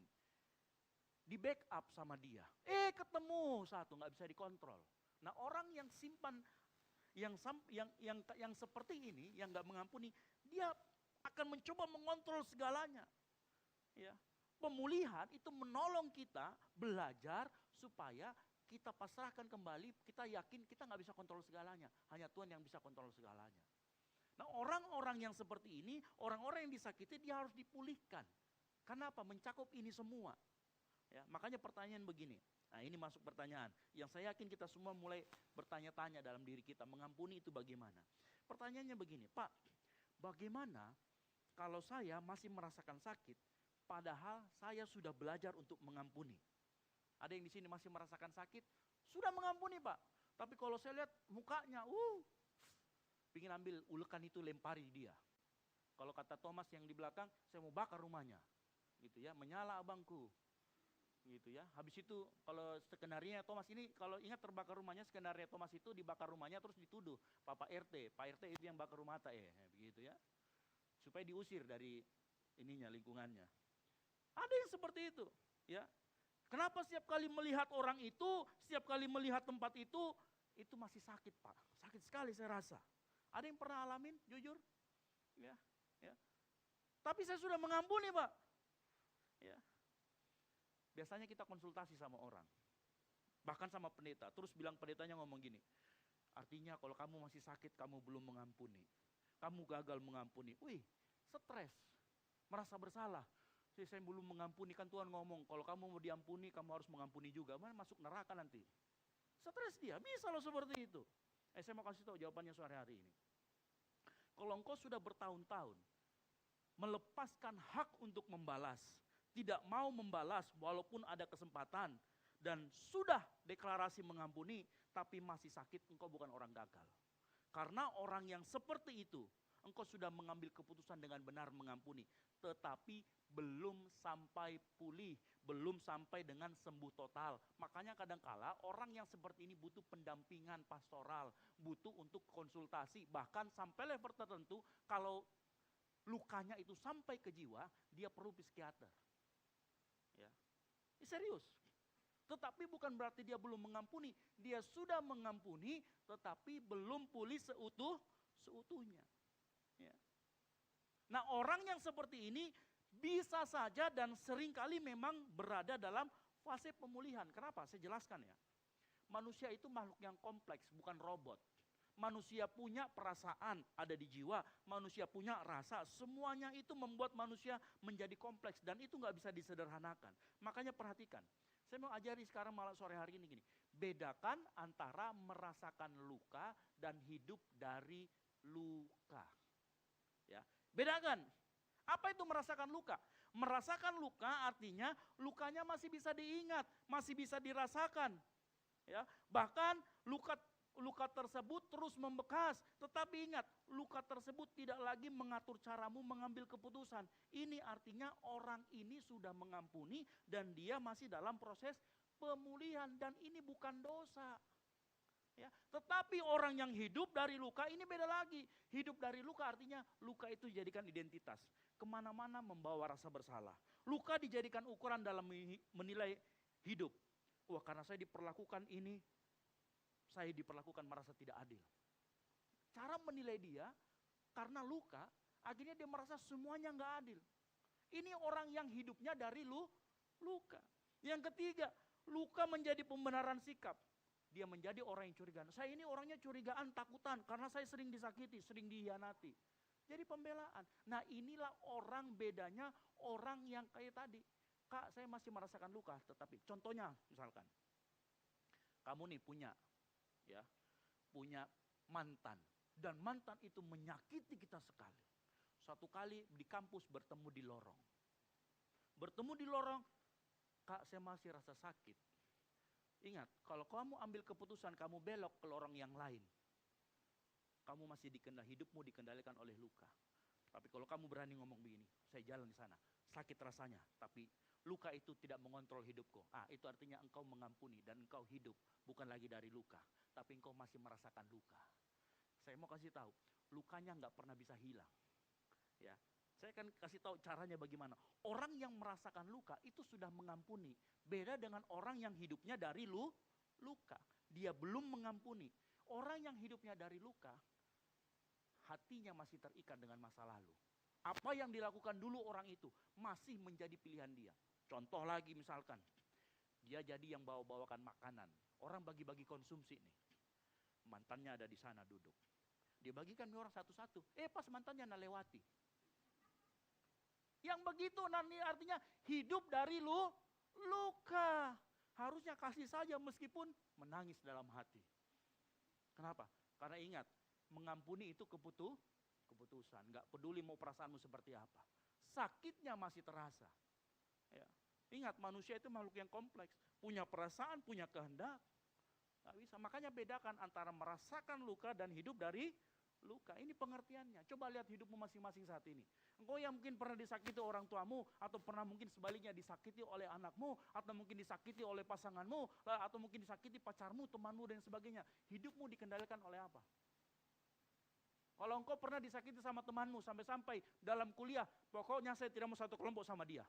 Engkau masih hidup dari luka. Halo? Tapi begitu kau bilang, saya tidak peduli, mau satu kali, pokoknya saya akan coba. Engkau hidup dalam pengampunan, yang mengerti katakan amin. Itu bedanya. Ya. Nah, orang yang luka masa lalunya, hidup dari luka, itulah yang disebut dengan memiliki akar pahit. Orang yang hidupnya dikendalikan oleh luka, yang hidup dari luka, itulah yang disebut dengan akar pahit. Dan sore hari ini, saya kasih tahu kuncinya supaya kita bisa mengalahkan akar pahit dan akar pahit itu nggak tumbuh. Kita buka sama-sama Ibrani 12 ayat 15. Saya bacakan. Jagalah supaya jangan ada seorang pun menjauhkan diri dari kasih karunia Allah. Agar siapa? Agar jangan tumbuh akar yang pahit yang menimbulkan kerusuhan dan mencemarkan banyak orang. Nah, kuncinya berarti jangan menjauhkan diri dari kasih karunia. Nah, saya jelaskan apa itu kasih karunia. Kasih karunia yang pertama itu gini. Kasih karunia artinya jangan sampai kita jadi orang yang gak sadar bahwa kita itu hidup di dalam pengampunan. Kan tadi kita sudah belajar ya. Kita mengampuni karena kita hidup asalnya dari pengampunan kita yang kita beroleh dari Tuhan. Nah, orang yang tidak menjauhkan diri dari kasih karunia artinya orang itu sadar bahwa hidupnya ada karena diampuni. Ngerti maksud saya? Jadi orang itu harus sadar bahwa dia hidup karena kasih karunia, karena dia diampuni. Itu yang artinya jangan sampai orang menjauhkan diri dari kasih karunia. Itu yang pertama. Yang kedua, perhatikan kata menjauhkan. Kata menjauhkan artinya menunjukkan hubungan, betul atau tidak ya? Nah, jadi artinya gini, lebih baik kita sibuk berelasi dengan Allah, pusatnya Allah, ketimbang engkau berelasi atau mengikatkan dirimu dengan masa lalu. Ingat, setiap manusia hidup dari suatu pusat. Kita manusia itu selalu hidup dari suatu pusat. Kalau pusatnya bukan Tuhan, maka akan jadi yang lain. Nah, biasanya manusia sukanya cari hidup dari luka. Makanya poin yang kedua adalah akar pahit itu mudah tumbuh bukan karena lukanya terlalu besar atau terlalu lama, tetapi karena kasih karunia tidak lagi menjadi pusat hidup. Makanya yang pertama, engkau harus sadar, saya hidup karena kasih karunia, saya hidup karena pengampunan. Itu artinya jangan menjauhkan diri dari kasih karunia. Yang kedua, engkau juga harus sadar bahwa saya nggak boleh lagi berelasi dengan luka saya. Saya harus memusatkan diri saya berelasi atau menjalin hubungan dengan Tuhan. Yang mengerti katakan amin. Artinya relasi dengan Allah kalau engkau nggak pelihara, maka engkau akan cenderung mulai menjalin hubungan dengan luka yang lama. Nah, coba cek hati kita sore-sore hari ini. Kalau kita masih sering terluka, ya masih sering berelasi dengan luka, mungkin karena kita nggak pernah memelihara relasi kita dengan Tuhan. Maka disitulah muncul yang namanya akar pahit. Makanya orang perlu mengampuni. Karena mengampuni itu melepaskan ikatan juga dengan masa lalu. Halo? Yang mengerti katakan amin. Makanya hati-hati dengan akar pahit. Kelihatan. Engkau yang muda akar pahit, pasti relasimu dengan Tuhan terganggu. Ya. Nah, pertanyaan selanjutnya begini. Kan kita sudah bahas nih mengenai orang yang hidup dari luka. Itu namanya nanti akar pahit. Caranya akar pahit tadi saya sudah kasih tahu di ini ayat ini ya. Lalu bagaimana Pak? Sekarang permasalahan gini. Kan tadi merasakan luka dengan hidup dari luka. Bagaimana caranya supaya pada saat saya ketemu orang itu saya tidak rasa sakit lagi? Nah, ini pasti banyak bertanya, bagaimana supaya saya tidak merasakan sakit? Nah, saya kasih tahu jawabannya. Mohon maaf agak mengecewakan. Tidak ada cara supaya luka tidak pernah dirasakan kembali. Mohon maaf, saya kasih tahu. Dari semua saya pelajari, tidak ada cara luka lama, lukamu tidak pernah dirasakan sakitnya kembali. Kalaupun ada yang bilang, Pak, tapi saya merasa tidak sakit lagi. Iya, mungkin kalau bukan tidak terasa sakit lagi, mungkin karena sudah terbiasa dengan sakitnya. Ngerti maksudnya? Sudah kebal. Tapi bukan berarti rasa sakitnya nggak ada loh ya. Bapak Ibu harus ingat, tujuan pemulihan bukan untuk mati rasa. Sama-sama katakan mati rasa. Tujuan pemulihan bukan supaya kita mati rasa, tetapi supaya lukanya terasa tapi dia tidak berkuasa. Tidak mengambil alih keputusan dalam hidup kita. Yang mengerti katakan amin. Jadi mohon maaf, saya kasih tahu, engkau nggak akan bisa tidak merasakan luka. Makanya saya mau kasih tahu, merasakan luka atau tidak merasakan luka bukan tolak ukur orang sudah mengampuni atau tidak. Bukan tolak ukurnya. Merasakan luka atau tidak merasakan luka bukan tolak ukurnya. Intinya gini, luka boleh ada, sakitnya ada, tetapi nggak boleh hidup kita diatur oleh luka itu. Lukanya itu biasa terjadi, kita rasakan sakit kenapa sih biasanya? Lihat orangnya toh, lihat tempatnya toh, ingat memorinya toh, nggak mungkin bisa. kita tidak merasakan sakitnya. Tiba-tiba kalau kita lihat di suatu tempat yang dulu kita pernah pacaran di sana, kemudian lewat, aduh, tiba-tiba, oh iya, ya, betul atau tidak? Ya, tapi saya mau kasih tahu, sebuah cara yang sangat alkitabiah supaya lukanya tidak berkuasa ketika sakitnya terasa. Ya, kan kita nggak bisa menghadapi sakitnya itu muncul. Kenapa? Karena respon emosi, respon manusiawi kita itu tiba-tiba datang, nggak bisa dicegah. Tapi saya mau kasih tahu caranya supaya rasa sakitnya tidak berkuasa. Kuncinya begini, perhatikan. Jangan pernah lawan rasa sakitnya, lawan maknanya. Saya ulangi lagi, jangan pernah lawan rasa sakitnya, karena semakin kau lawan rasa sakitnya, akan semakin terasa sakit. Tetapi lawan maknanya. Apa maksudnya? Ingat, melawan rasa sakit memperkuat rasanya. Rasa sakit bisa datang tanpa diundang, melalui ingatan, situasi orang tertentu. Namun maknanya itu bisa kita rubah. Makanya gini, karena memaknai sesuatu itu wilayah iman, wilayah keputusan. Tetapi rasa sakit itu reaksi. Ya, makanya perhatikan, rasa sakit itu reaksi, tetapi memaknai sesuatu itu keputusan. Contoh saya kasih tahu. Pertama, Yesus setelah kebangkitannya, bekas lukanya masih ada atau tidak?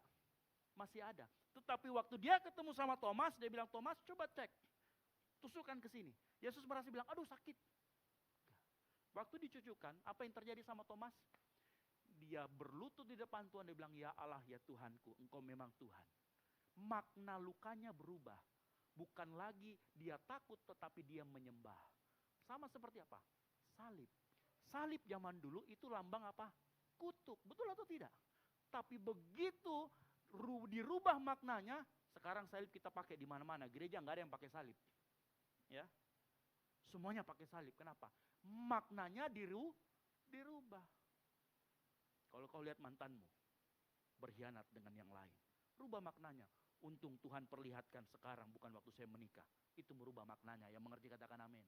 Sehingga kau nggak sakit hati lagi. Itu caranya supaya tidak merasakan sakit. Yang setuju? Katakan yes. Oh, yang sakit hatinya banyak ya. Halo? Betul atau tidak? Jangan dilawan rasa sakitnya. Rubah maknanya. Ingat, sekali lagi, inilah yang kita sebut dengan pemulihan. Ingat, pemulihan bukan janji lukanya hilang, bukan janji rasa sakitnya hilang, tetapi perubahan makna yang memindahkan pusat hidup dari luka menjadi kasih karunia. Kalau kamu bisa merubah maknanya, caranya bagaimana? Lihat kebaikan Tuhan di dalamnya. Kalau ada proyekmu mungkin batal, nggak usah sakit hati kalau ditipu. Biarkan. Disitulah mungkin kita bisa melihat maknanya. Tuhan mencegah saya untuk berbuat itu. Halo, rubah maknanya. Jangan lawan rasa sakitnya. Nah, saya harap sore hari ini kita belajar banyak. Terakhir, 5 menit terakhir. Apa peran kasih? Yang keempat. Apa peran kasih dalam pengampunan dan pemulihan? Yang pertama, kasih itu adalah alasan mengapa kita melepaskan hak membalas dan mau mengampuni. Kenapa? Kita mengampuni bukan karena orang lain layak untuk diampuni, tetapi karena kita sadar kita hidup dari pengampunan. Yang setuju katakan amin. Bapak Ibu sadar nggak? Keberadaan kita itu karena Tuhan yang lebih dulu mengampuni kita. Semakin engkau sadar hidupmu diampuni karena Tuhan, semakin engkau akan mudah untuk mengampuni. Karena secara manusiawi ketika kita disakiti, yang wajar adalah menuntut balas. Menutup diri, menarik diri itu wajar karena kita manusia. Tetapi kasih melakukan sebaliknya. Kasih akan melepaskan hak untuk membalas dendam. Kasih akan mementingkan relasi ketimbang merusak relasi. Roma 5 ayat 8 berkata, akan tetapi Allah menunjukkan kasihnya kepada kita oleh karena Kristus telah mati untuk kita. Kapan? Ketika kita masih berdosa. Pada saat kita masih berdosa, kita nggak layak untuk diselamatkan. Tetapi dia mau menyelamatkan kita. Makanya kita hidup di dalam pengampunan. Tuhan gak tunggu engkau bertobat dulu baru dia mau kasihi. Justru sebaliknya. Karena Tuhan adalah kasih. Makanya dia mau mengampuni kita. 1 Yohanes 4 ayat 8. Barang siapa tidak mengasihi, ia tidak mengenal Allah. Sebab Allah adalah kasih. Halo? Inilah alasan yang pertama. Mengapa kita mengampuni? Karena kasih. Yang kedua. Kasih membuat pengampunan lebih dari sekedar ucapan atau keputusan. Kasih membuat kita bisa betul-betul menghidupi pengampunan. 1 Korintus 13 ayat 5 berkata begini. Kasih, ini iya, itu kasih ya. Kasih tidak melakukan yang tidak sopan dan tidak mencari keuntungan diri sendiri. Kasih tidak pemarah dan kasih tidak menyimpan kesalahan orang lain. Bapak Ibu dengar. Dalam fase pemulihan, ya, orang yang mengasihi, dia tidak akan terus mengungkit kesalahan orang lain. Kasih tidak menjadikan masa lalu sebagai senjata supaya orang lain tunduk. Kasih tidak membuat masa lalu seseorang kita jadikan bahan untuk kita jadikan gosip. Kasih tidak memelihara daftar hutang emosional, enggak. Tetapi kasih, dia tidak menyimpan kesalahan orang lain. Yang mengerti katakan amin. Penting kasih dalam fase pemulihan dan fase mengampuni. Yang ketiga, kasih membuat pemulihan bertahan. Ingat, orang dalam fase pemulihan bisa jatuh bangun. Ya, dibutuhkan kasih yang mau sabar. 1 Korintus 13 ayat 4 berkatakan, kasih itu sabar. Karena kasih itu sabar, maka orang yang punya kasih bisa sabar terhadap proses. Orang yang menyakiti kita, kita tahu dia sudah bertobat, kita tahu dia dalam fase pemulihan, kita bisa sabar terhadap dia. Gak usah sekali-sekali kita selalu sindir dia, kita selalu pojokkan dia, gak perlu. Karena kasih itu sabar. Kasih selalu memberi ruang buat orang lain supaya dia dipulihkan. Jangan ditendang, jangan disingkirkan, tetapi dirangkul. Nah, ini kalau ada kasih, kasih bisa memberi ruang untuk orang diampuni. Yang keempat, kasih bekerja untuk diampuni, untuk yang diampuni dan yang mengampuni. Bagi yang mengampuni, kasih mencegah rasa bersalah sehingga tidak berubah menjadi keputusasaan. Bagi yang mengampuni, kasih membebaskan kita dari yang namanya akar pahit dan menjaga keduanya. Ingat tadi ya, pemulihan itu dua belah pihak harus melakukan. Dan kalau ada kasih, keduanya bisa berjalan secara utuh. Kolose 3 ayat 13 sampai 14 berkata begini. Sabarlah kamu seorang terhadap yang lain. Saya lompat langsung ke kalimat terakhir. Dan di atas semuanya itu sama-sama kita katakan 3, 2, 1. Kenakanlah kasih sebagai pengikat yang mempersatukan dan manusia tidak sempurna. Caramu mengasihi, caramu memulihkan mungkin bisa salah. Tapi kalau engkau punya kasih, dia akan menyempurnakan. Dan dia akan mempersatukan. Yang mengerti katakan amin. Dan yang kelima, ini yang paling luar biasa menurut saya. Kasih menebus makna luka. Tidak pernah menghapus lukanya, tapi dia merubah maknanya. Ingat, kasih tidak selalu menghapus bekas luka, tetapi mengubah maknanya. Yesus bangkit dengan bekas luka. Salib juga tetap ada dalam sejarah. Namun maknanya berubah total. Sebelum Yesus bangkit, salib adalah kutuk. Sesudah Yesus bangkit, salib adalah kemuliaan Tuhan. Salib adalah tempat di mana kita diperdamaikan dengan Tuhan. Waktu Yesus menunjukkan dalam Yohanes 20 ayat 27, Yesus menunjukkan lukanya. Luka itu enggak lagi sakit. Luka lagi itu enggak lagi berkuasa. Kenapa? Karena maknanya sudah berubah. Kasih membuat luka tidak memimpin hidup kita. Masa lalu tidak mengontrol masa depan. Dan penderitaan tidak mendefinisikan identitas kita. Yang mengerti katakan amin. Makanya sore hari ini belajar, bukan belajar lagi. Ayo mengampuni. Ayo mau untuk dipulihkan. Dan itu semua hanya bisa kita lakukan kalau kita memiliki kasih. Makanya dengar baik. Kasih membuat kita berani mengampuni. Setia dalam memulihkan. Dan sabar berjalan bersama dengan proses. Pengampunan menghentikan pembalasan. Pemulihan menyembuhkan relasi, dampaknya. Dan kasihlah yang menjadi sumber buat keduanya. Para pemain musik saya panggil maju ke depan. Bapak ibu saudara sekalian dengar baik. Hari ini kita belajar satu hal yang penting. Tuhan tidak pernah menjanjikan luka kita langsung hilang. Seperti lagunya Geisa. Lumpuhkanlah ingatanku, hapuskan tentang dia. Alkitab nggak pernah mengajarkan itu. Tetapi Tuhan bilang, luka itu tidak boleh berkuasa. Luka itu rubah maknanya. Yang mengerti katakan amin. Pengampunan menghentikan pembalasan. Mungkin luka itu masih terasa. Mungkin ingatan itu masih muncul. Tetapi hari ini kita diingatkan. Engkau dan saya tidak dipanggil untuk hidup dari luka. Engkau dan saya dipanggil untuk hidup dari kasih karunia.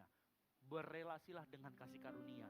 Jangan berelasi dengan lukamu. Karena itu akan menyebabkan engkau semakin sakit. Pemulihan bukan janji luka hilang. Tapi perubahan makna. Yang memindahkan pusat hidup kita dari luka kepada Tuhan. Kepada kasih karunia. Dan di titik ini engkau menjadi gereja Tuhan yang berkenan di hadapan Tuhan. Di titik ini engkau akan menjadi gereja yang bukan hanya pandai menegur, engkau juga bisa memulihkan, saling setia dan sabar berjalan bersama dengan proses. Yang setuju dan mau katakan amin. Yang setuju dan mau katakan amin.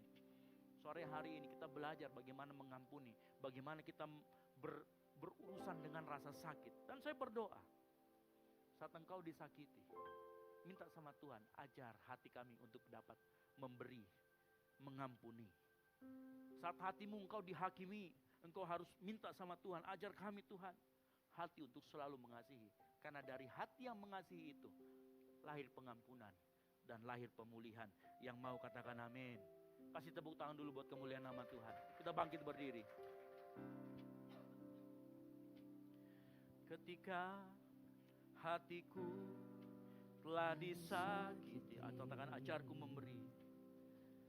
Ajarku memberi, hati mengampuni. Ketika hidupku telah katakan ajarku memberi. Ajarku memberi, hati mengasihi. Katakan ampuni. Ampuni bila kami tak mampu mengampuni yang bersalah kepada kami, seperti hati Bapa mengampuni, mengasihi, tiada pamrih. Nyanyikan pujian ini sekali lagi dengan sungguh-sungguh. Sama-sama katakan, ketika hatiku telah disakiti. Ketika hatiku telah disakiti. Minta sama Tuhan malam hari. Ajarku memberi, hati mengampuni. Ketika hidupku telah dihakimi. Silakan ajar. Ajarku memberi, hati mengasihi. Ampuni bila kami tak mampu mengampuni yang bersalah kepada kami, seperti hati Bapa mengampuni, mengasihi, tiada pamrih. Saya mau beritahu, satu-satunya alasan yang menurut saya terutama mengapa kita mengampuni, karena kita hidup karena pengampunan yang dari Allah. Amin. Kalau kita lihat perumpamaan tentang 10.000 talenta. Tahu 10.000 talenta? Seumur hidup orang ini kerja, dia gak akan pernah dapatkan 10.000 talenta. Itu menandakan. Dan orang itu, orang yang berutang 10.000 talenta itu engkau dan saya. Artinya apa? Hidup kita itu adalah hidup yang ada karena pengampunan yang dari Tuhan. Yang mengerti katakan amin. Amin. Makanya kalau ada orang bersalah kepada kita, itu seolah-olah seperti gini. Ada orang yang bersalah kepada kamu itu kayak 100 dinar, kecil di hadapan Tuhan. Nah kalau kita gak mau mengampuni orang yang bersalah sementara kita hidup dalam pengampunan, cek hati kita, mungkin kita tidak pernah hidup dalam pengampunan kalau kita gak mau mengampuni. Inilah alasan satu-satunya dan yang terutama kenapa kita harus mulai belajar mengampuni. Mungkin kau bilang susah, gak mampu. Saya mau kasih tahu, jangan ikuti perasaanmu, ikuti keputusan berdasarkan firman Tuhan. Mungkin butuh waktu untuk sinkron antara decision forgiveness-mu dengan emotional forgiveness-mu. It's okay, itulah disebut dengan fase pemulihan. Tetap lakukan, hidup, deal sama rasa sakit, berhadapan dengan rasa sakit. Tuhan sudah tahu, kasih tahu caranya. Rubah maknanya, jangan lawan rasa sakitnya. Jangan biarkan akar pahit itu muncul. Ada orang bilang mengatakan, kalau kau menyimpan akar pahit, dia bisa berubah menjadi kanker. Saya nggak mau pakai itu untuk mengancam. Tapi saya mau engkau sadar, bahwa engkau hidup dalam kasih karunia Tuhan. Hidupmu ada karena pengampunan yang dari Tuhan. Yang mengerti katakan amin. Mari angkat kedua tanganmu. Sama-sama katakan, ketika hatiku telah disakiti, Ajarku memberi hati mengampuni. Ketika hidupku telah dihakimi, ajarku memberi hati mengasihi. katakan ampuni. Ampuni bila kami tak mampu mengampuni yang bersalah kepada kami, seperti hati Bapa mengampuni, mengasihi tiada henti. Sama-sama katakan, Ampuni bila kami tak mampu mengampuni yang bersalah kepada kami, seperti hati Bapa mengampuni, mengasihi tiada henti. Ampuni bila kami tak mampu mengampuni yang bersalah kepada kami, seperti hati Bapa mengampuni, mengasihi tiada mari henti. jemaat Tuhan. Kasihi, Mengasihi lebih sungguh. Yes. Mengasihi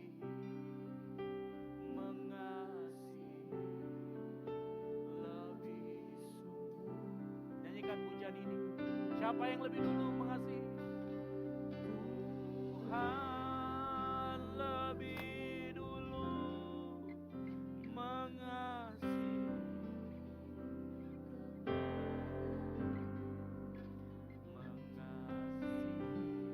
Yes. Yang mau mengampuni katakan mengampuni lebih sungguh. Mengampuni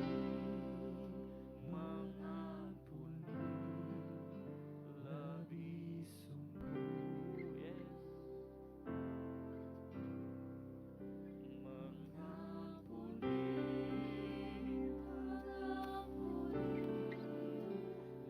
Sadari hidupmu adalah hasil dari pengampunan Tuhan.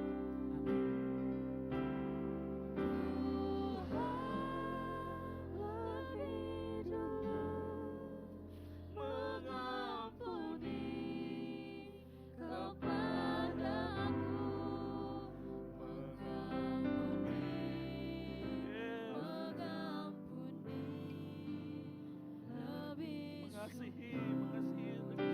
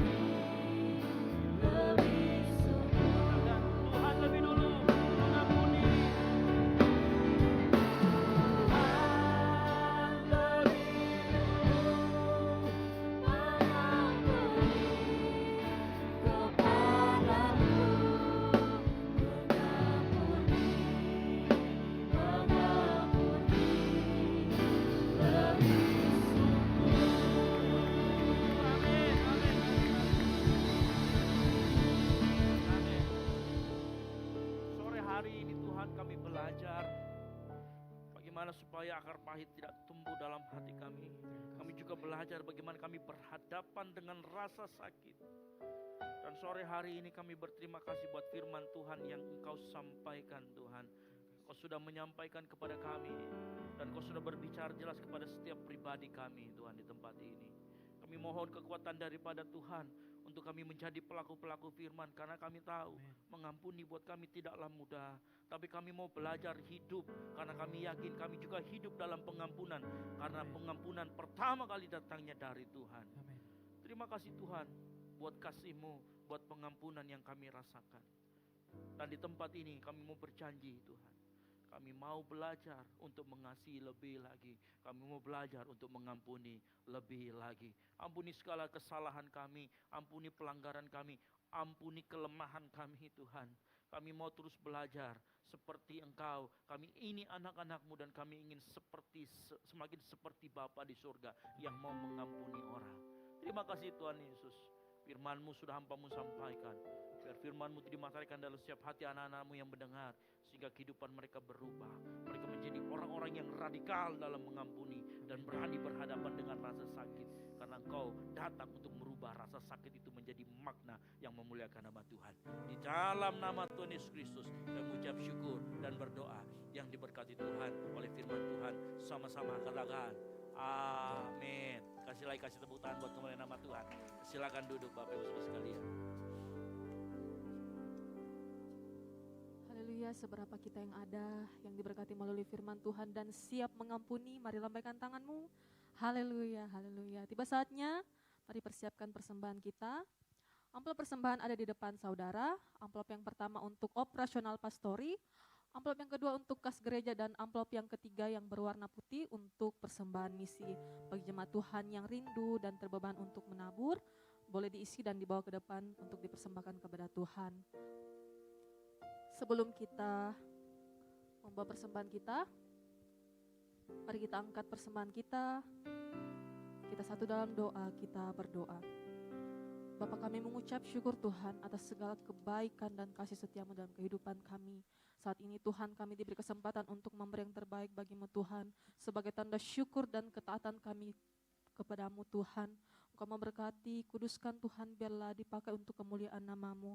Bukan karena berlebih Tuhan, tapi karena kami mengasihi Engkau. Terima kasih Tuhan, terima kasih Yesus yang masih ada pada kami juga tutup. Engkau tetap memberkati Tuhan.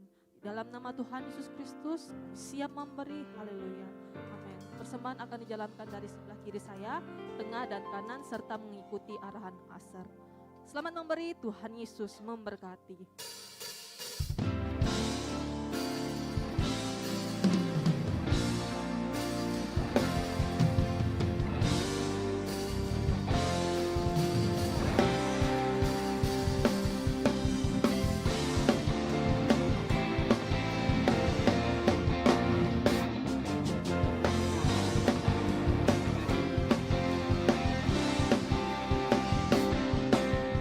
Betapa mudah kasih-Nya.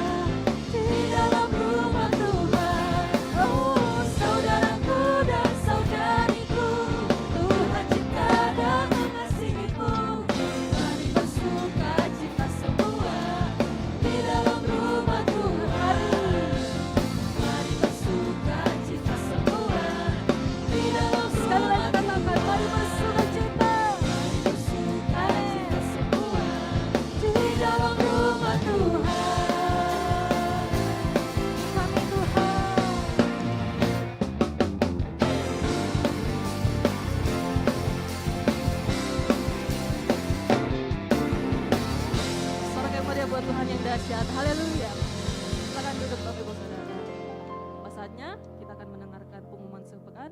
Kepada tim multimedia kami persilahkan. Shalom jemaat yang dikasihi Tuhan, berikut beberapa informasi kegiatan GBI Oikumene selama 1 minggu ke depan. Untuk teman-teman yang bergabung dalam Ground Sudiang, Unhas, dan BTP, jangan lupa hadir pada Fusion Ground yang akan diadakan di gereja. Mari semakin mempererat hubungan kasih dan persaudaraan di dalam Tuhan. Doa sarapan pagi bersama akan diadakan pada hari Sabtu pukul 5 pagi bertempat di gereja. Bapak Ibu jemaat Tuhan juga dapat menyaksikannya secara online melalui live streaming YouTube GBI Oikumene. Doa pelayan dan puasa akan diadakan pada hari Sabtu pukul 6 sore bertempat di gereja. Gladi bersih untuk ibadah raya pertama akan diadakan pada hari Sabtu pukul 7 malam, ibadah raya 2 pada hari Minggu pukul setengah 3 sore, dan gladi bersih untuk ibadah raya ketiga akan diadakan pada hari Sabtu pukul 10 pagi. Ibadah raya Minggu diadakan sebanyak 3 kali, yaitu pukul 9 pagi, pukul setengah 5 sore, dan pukul 7 malam. Ibadah raya yang pertama dan yang kedua akan disertai ibadah anak sekolah minggu. Ibadah-ibadah ini dapat disaksikan secara online melalui live YouTube GBI Oikumene. Bagi saudara-saudari yang ingin mendapatkan dukungan doa, silakan menghubungi nomor berikut. Pondok Daud akan diadakan setiap hari Selasa dan Jumat pukul 3 sore bertempat di ruang sekolah minggu. Bagi jemaat Tuhan yang berkerinduan untuk didoakan, silakan mengisi form pokok doa yang telah disiapkan. Mari tetap saling menopang dalam doa-doa kita kepada Tuhan. Bagi saudara-saudari yang membutuhkan layanan konseling, penyerahan anak, dan pernikahan, silakan menghubungi nomor berikut. Baptisan akan diadakan pada minggu terakhir setiap 3 bulan sekali. Bagi saudara sekalian yang membutuhkan layanan baptisan, silakan menghubungi nomor berikut.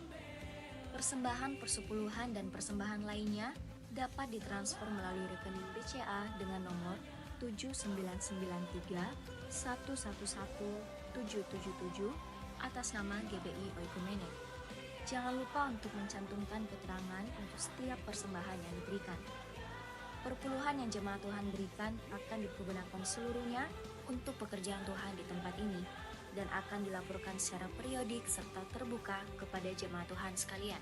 Bagi Bapak Ibu jemaat Tuhan dan saudara sekalian yang rindu untuk melayani Tuhan, silakan mengisi formulir dengan cara scan barcode berikut atau menghubungi nomor berikut.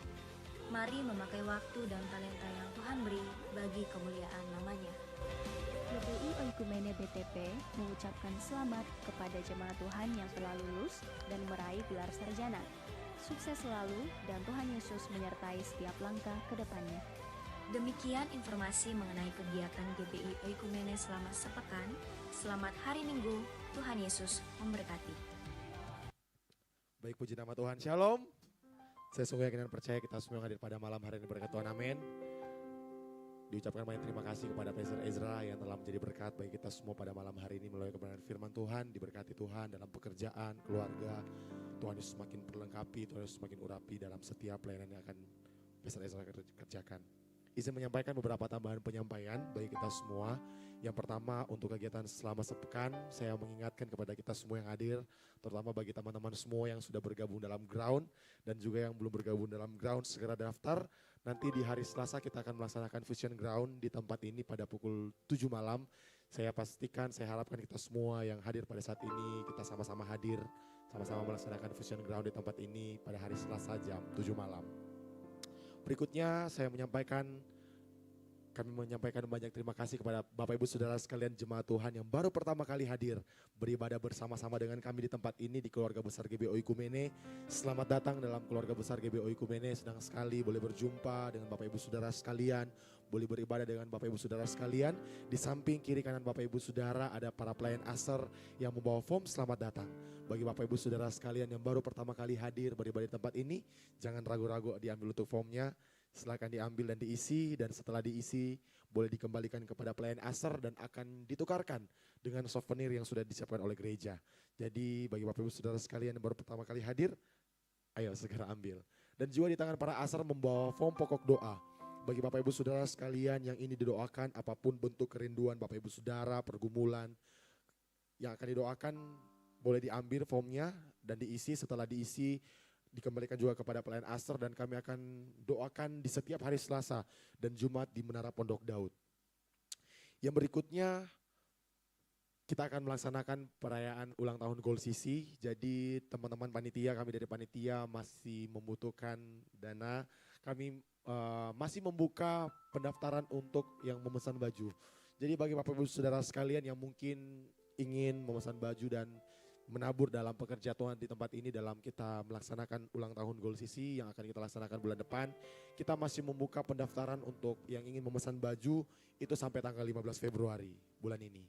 Kita masih membuka, jadi nanti boleh menghubungi teman-teman yang ada di belakang, boleh juga menghubungi saya untuk memesan baju. Dan juga saya sampaikan bagi Bapak Ibu Saudara jemaat sekalian yang sudah memesan baju di minggu-minggu sebelumnya, bajunya sudah ready, nanti yang sudah membayar juga boleh diambil. Nanti ada teman-teman panitia yang stay di bawah untuk Bapak Ibu Saudara sekalian boleh mengambil bajunya. Demikian pengumuman selama sepekan. Happy Sunday, God bless you.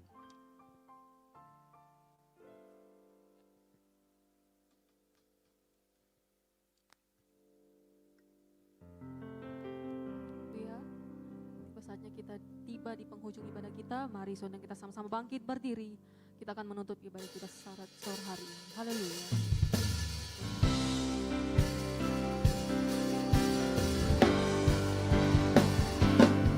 Bersyukur, bersyukur, bersyukur, bersyukur karena kasih setiamu. Ku sembah, ku sembah, ku sembah dan ku sembah, sembah hidupku, ku sembah. Bagi bersyukur, sambil mengangkat tanganmu, naikkan ucapan syukurmu di hadapan Tuhan saat ini. Amin. Karena kasih setiamu, ku sembah, ku sembah, ku sembah dan ku sembah, sembah hidupku, ku sembah Tuhan. Mari jemaat Tuhan lebih dahsyat di dalam Tuhan, sama-sama katakan. Bersyukur, bersyukur, bersyukur,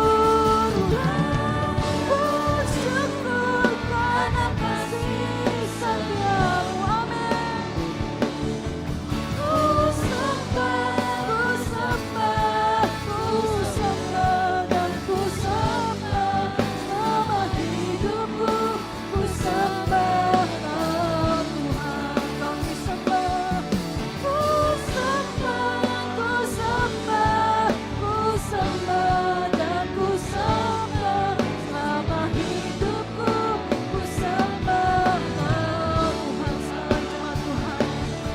Ku sembah, ku sembah, ku sembah dan ku sembah, selama hidupku ku sembah Tuhan. Soalnya Maria buat Tuhan yang dahsyat.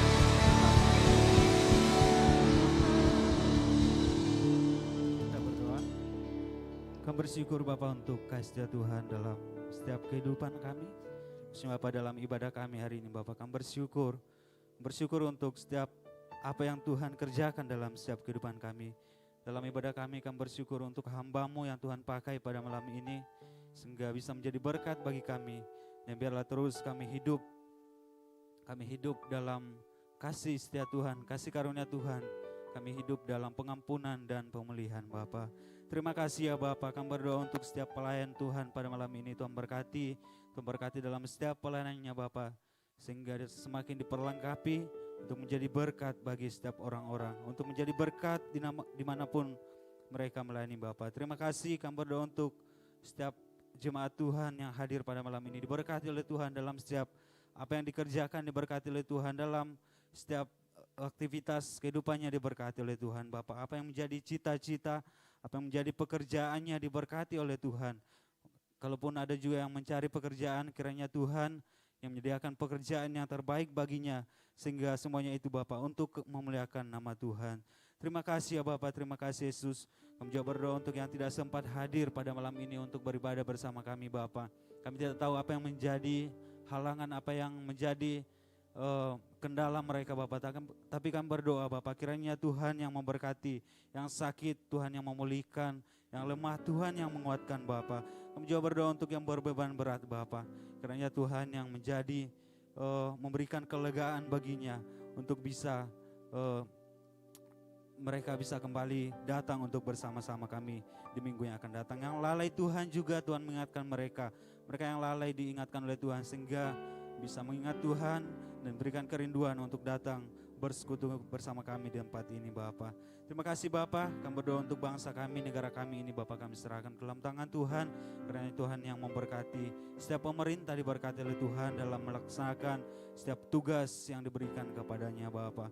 Kami berdoa Bapa untuk kota Makassar diberkati oleh Tuhan, wali kota bahkan semua pemerintah yang ada di Makassar ini Bapa diberkati oleh Tuhan, sehingga terus dipakai oleh Tuhan Bapa. Terima kasih Bapa, kami juga berdoa untuk penuaian jiwa, kami serahkan ke dalam tangan Bapa. Kami rindu Bapa di tempat ini terus jiwa-jiwa dipertambahkan oleh Tuhan. Banyak jiwa yang rindu dan haus yang akan datang kepada Tuhan. Terima kasih, kami serahkan ke dalam tangan Tuhan untuk setiap program dalam gereja ini diberkati oleh Tuhan.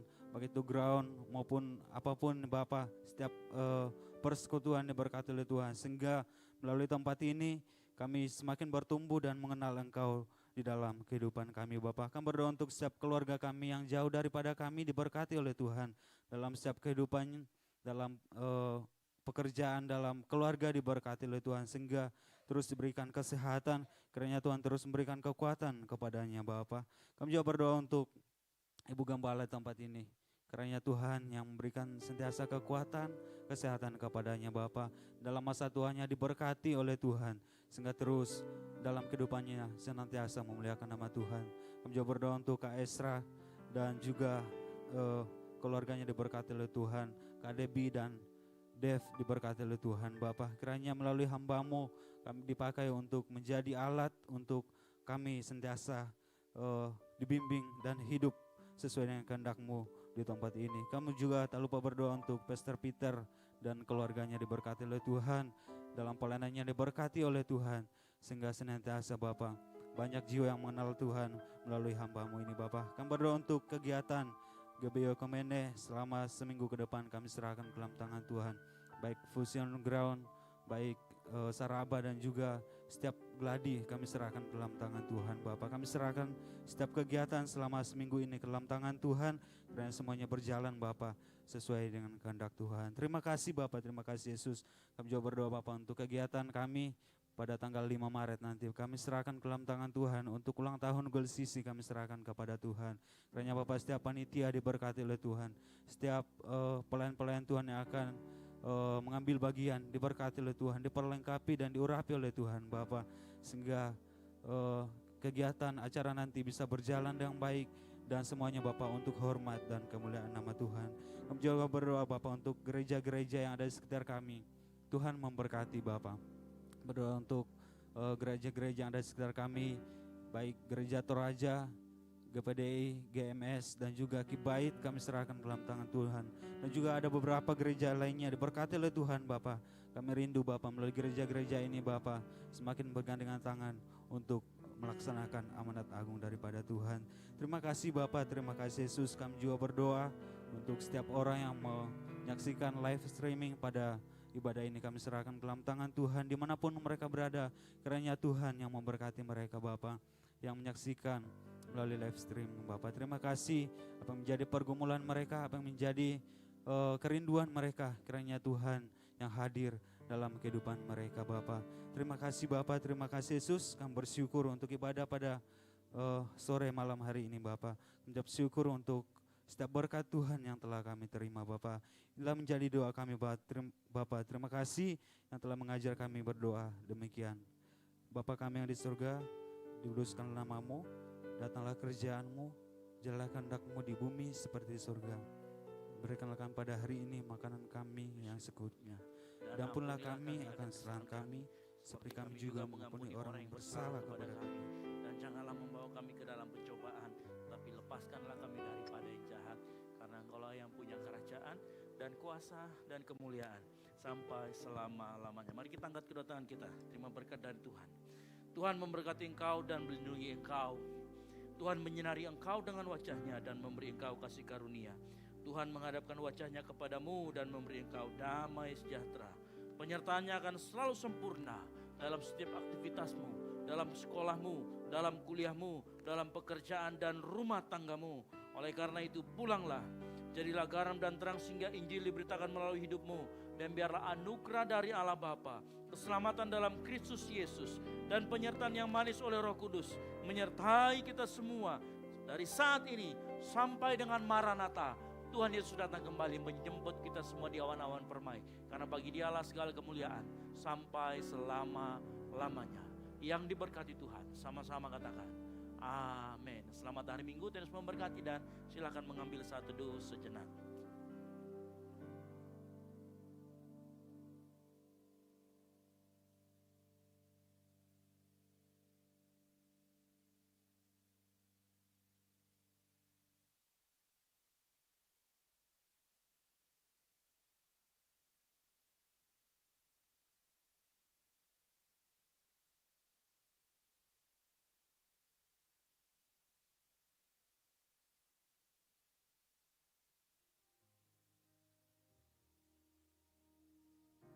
I'll never be more loved than I am right now. Wasn't holding you up, so there's nothing I can do to let you down. It doesn't take Semuanya bertepuk tangan, mari nyanyikan bersama-sama, Kau satu penuh kasih, dua penuh hikmat, tiga penuh